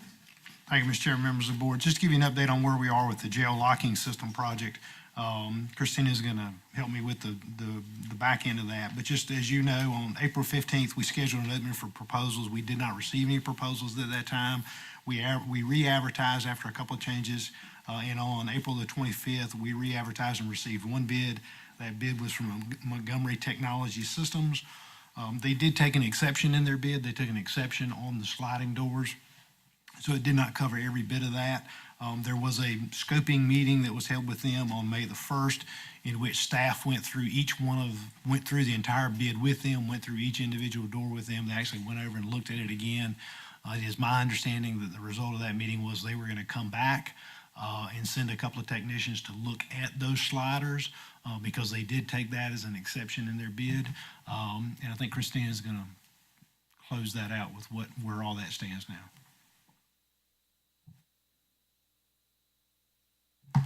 Again, as Mr. Alligood said, we did have the scoping review meeting last week, which many of you attended. I think you'll agree that it was a very detailed scope review meeting, trying to make sure that we're all on the same page. Montgomery Technologies is planning to send a crew in. I wish I could give you a date of when that crew would be here today, but actually I spoke with Tim Skipper early this morning, and he is running into issues as far as scheduling. So I do not have a specific date when that would be, but we are continuing. They are getting pricing for mechanisms if, again, as we spoke in the scope review meeting about what it would be if we actually had to replace the entire mechanisms per door. So he is moving forward with getting us a little bit more defined pricing as far as what that would be. As soon as I get information from him, what the availability will be, then we will look at what our best path forward is.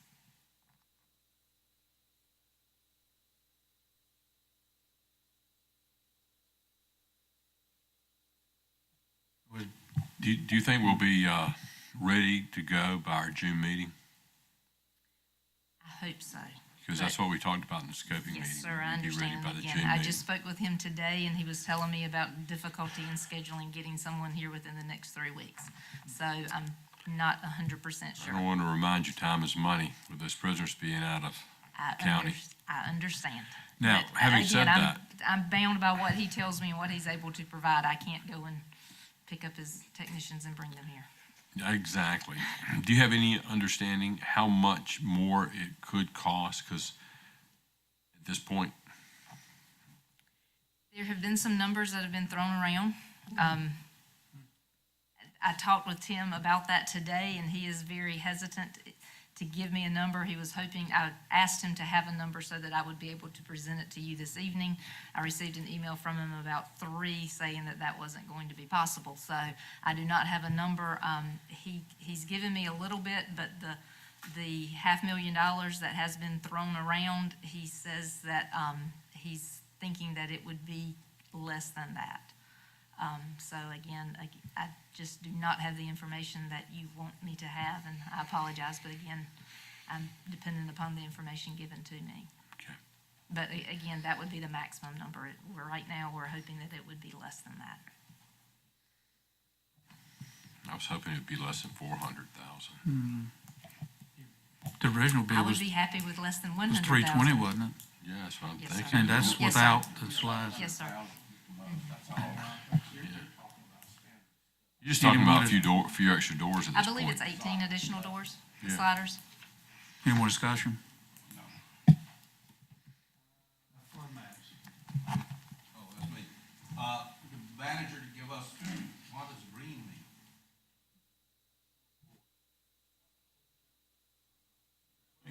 There it goes, it went red. The question to the manager is give us an update on when we're gonna have the new flood maps. I don't have any additional information from the state. What they've said is they have submitted it, they're waiting on FEMA, and FEMA can ask more questions, but they're still on their regional timeline.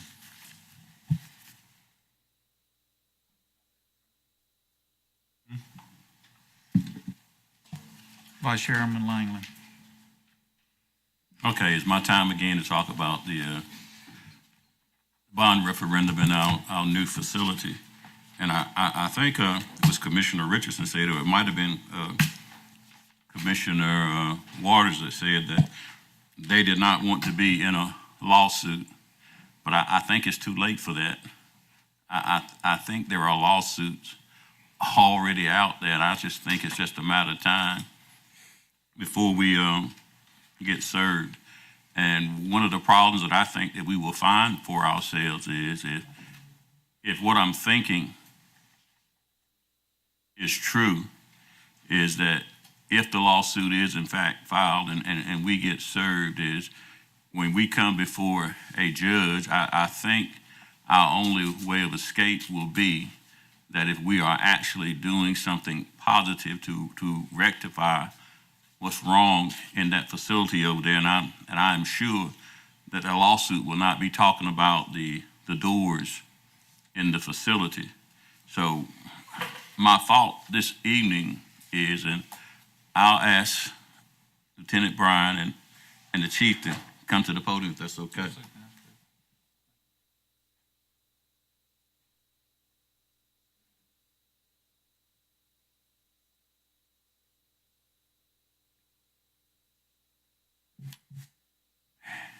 And I don't know if you actually have an answer for me.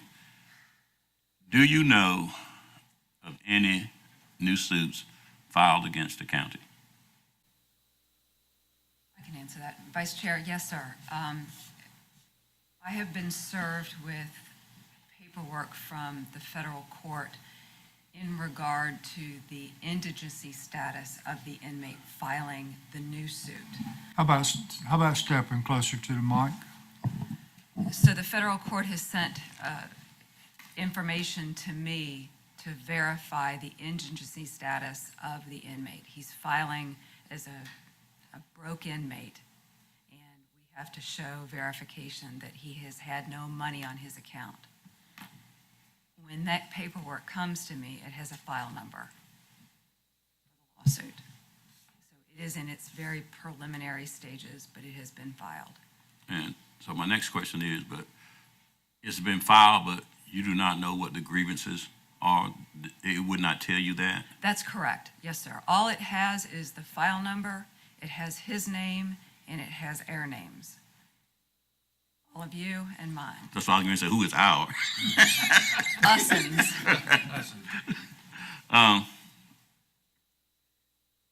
My next question is this.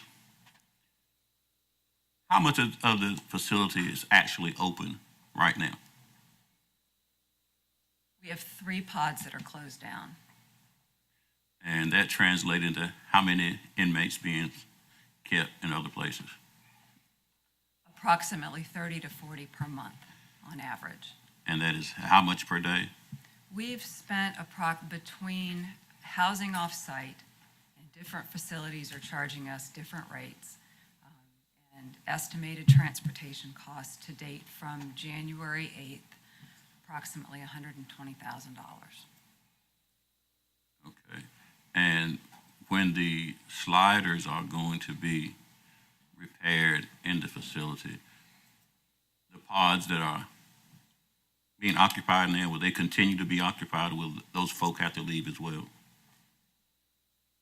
I'll take that one.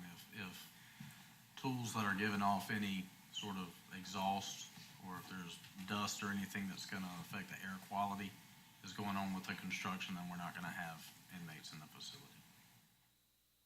Okay. Well, my next question is, you probably don't have an answer, but what do you think going to tear up next in there? I mean, because to me, I've said this openly, to me, that the whole thing is just a money pit. It's going to be one thing after another. And I know I'm kind of putting you all on the spot, but I just want people to understand exactly what we're dealing with and where we could very easily find ourselves. And I was a criminal justice professional for 34 years, so I've been in and out of that jail for 34 years.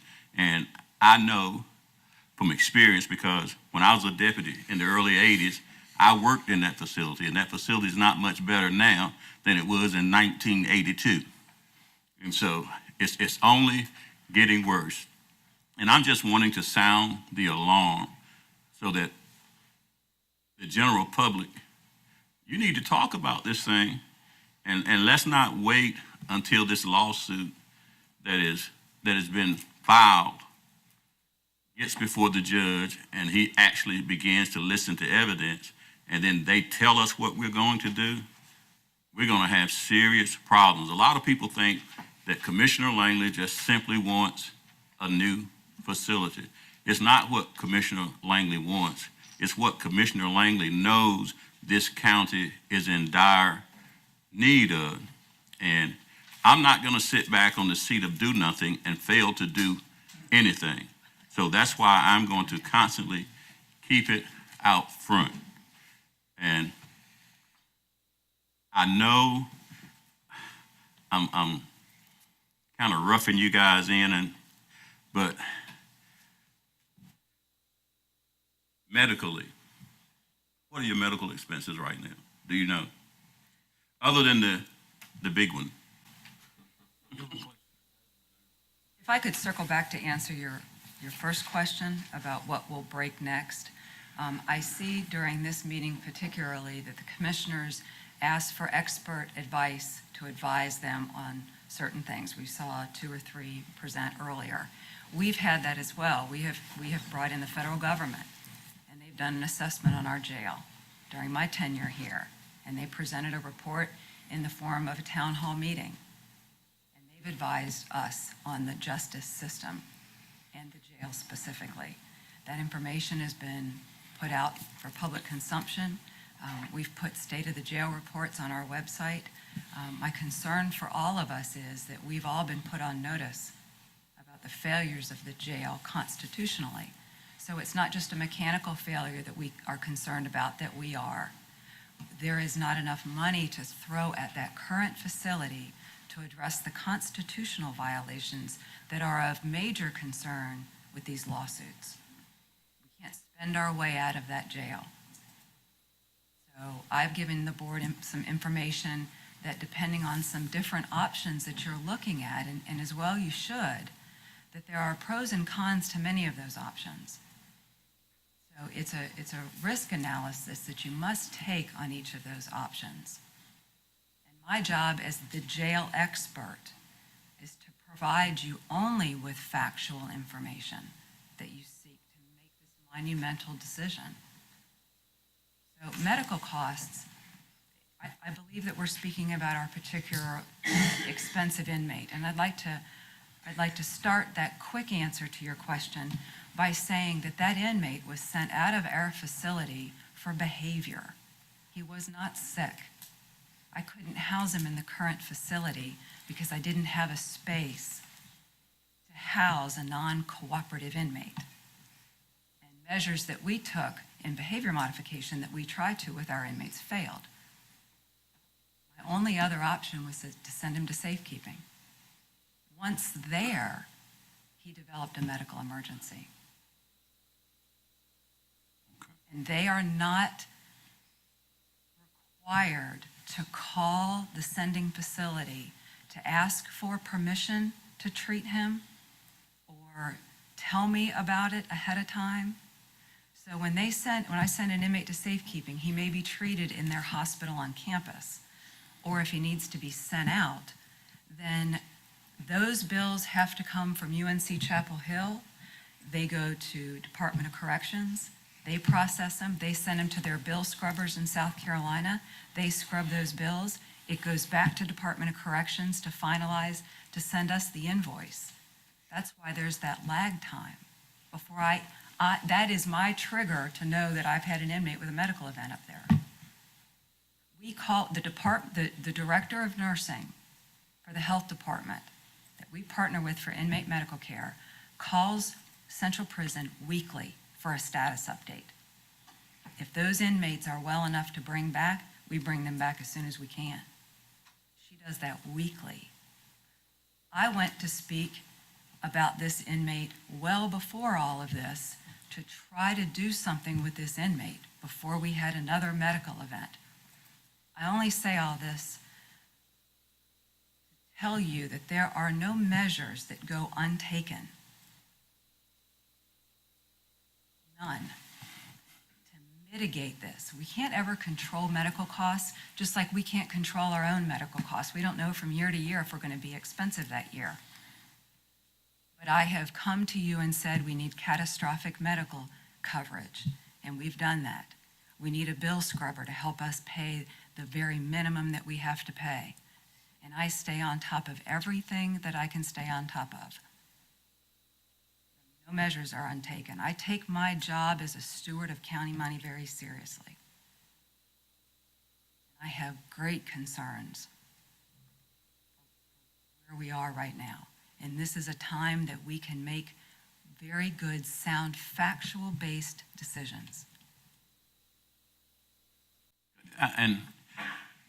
And the thing that I want to say now is I want to challenge all of my fellow commissioners, and I will do likewise myself, and that is to come over and sit down with you and actually look at everything to get a better understanding. Scripture tells us, my people perish for lack of understanding. And I think we're in the crisis that we're in because of lack of understanding.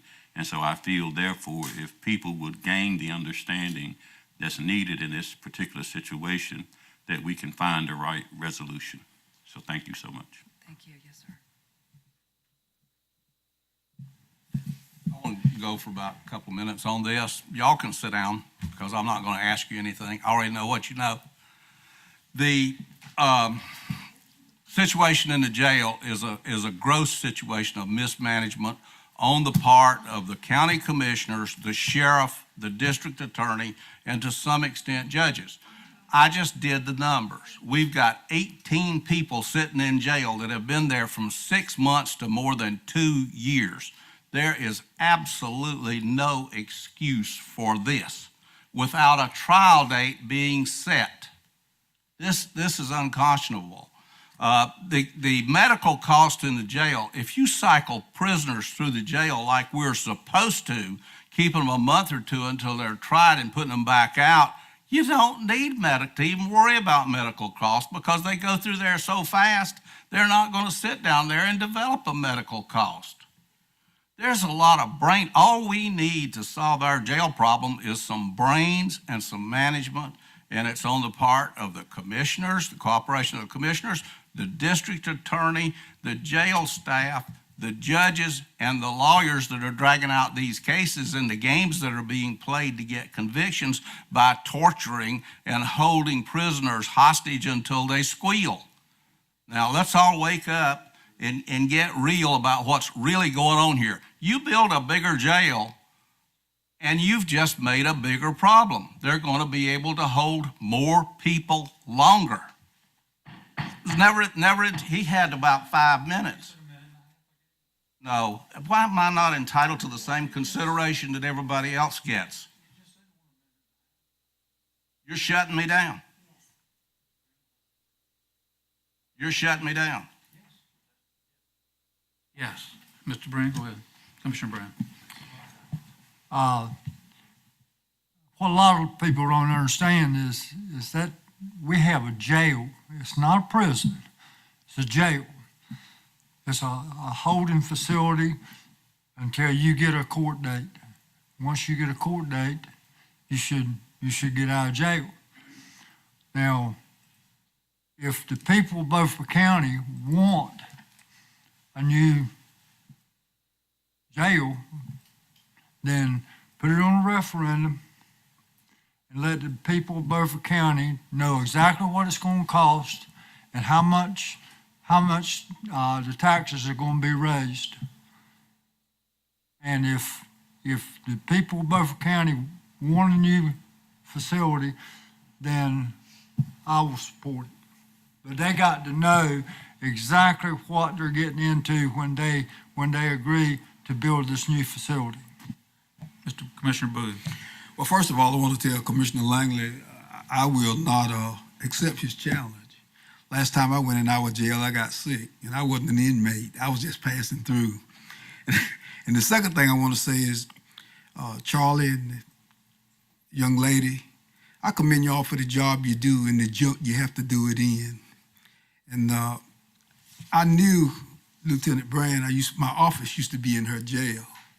We have the best jail administrator, I think, in this state. And I say that because I've worked in her office in her jail probably about 10 years. And I didn't get sick one day in her jail. Only thing I could smell the food being cooked when they was having lunch. But when I went in our jail, it was a total disaster. And I will tell my colleagues right now, you might not get sued, but if Edmund Earnhardt Booth go in there and stay for any amount of time, I'm going to sue you. Commissioner Waters. I've had the opportunity to go in the jail twice, and the first time I went in there, I was a little bit concerned. I was told what it was going to be like when I went in.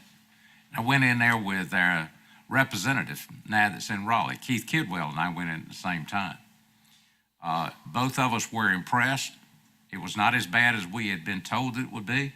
As a matter of fact, the day that we went in there, I went to Wendy's. Maybe I shouldn't say this. I went into Wendy's, and I went in their bathroom, and it was terrible compared to what I saw in the jail.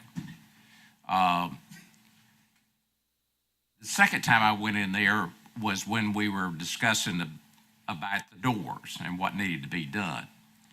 I will not run from making the jail safe and secure for our employees and our inmates. We can buy some time, but we can't buy an indefinite period of time. And I was impressed at how clean it was. And I commend the staff for taking an old facility and being able to look at it that way.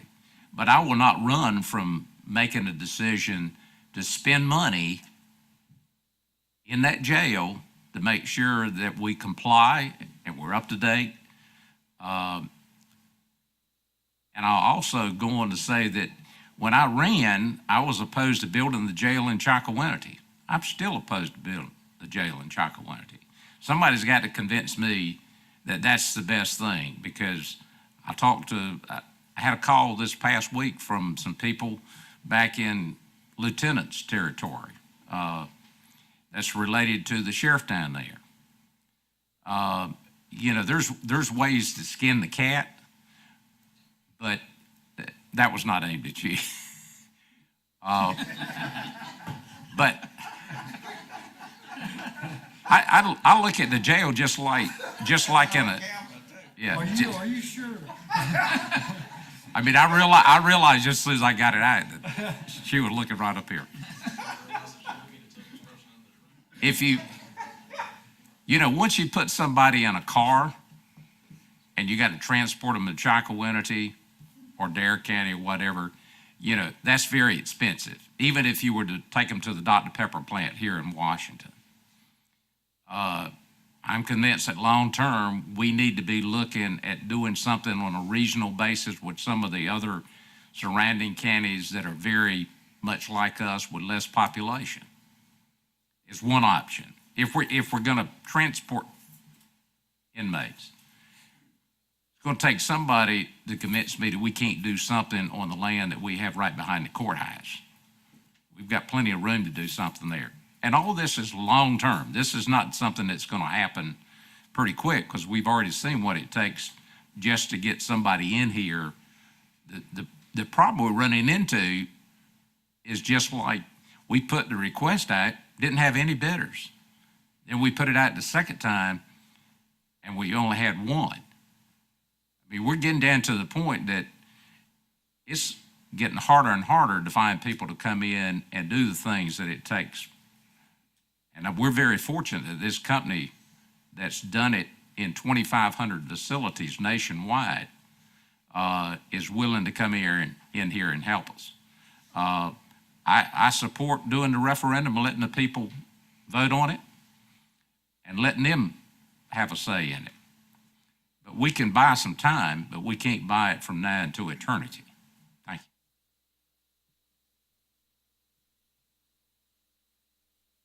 Do I hear a motion to adjourn? Move to adjourn. Second. All those in favor, raise your right hand, please. We're done.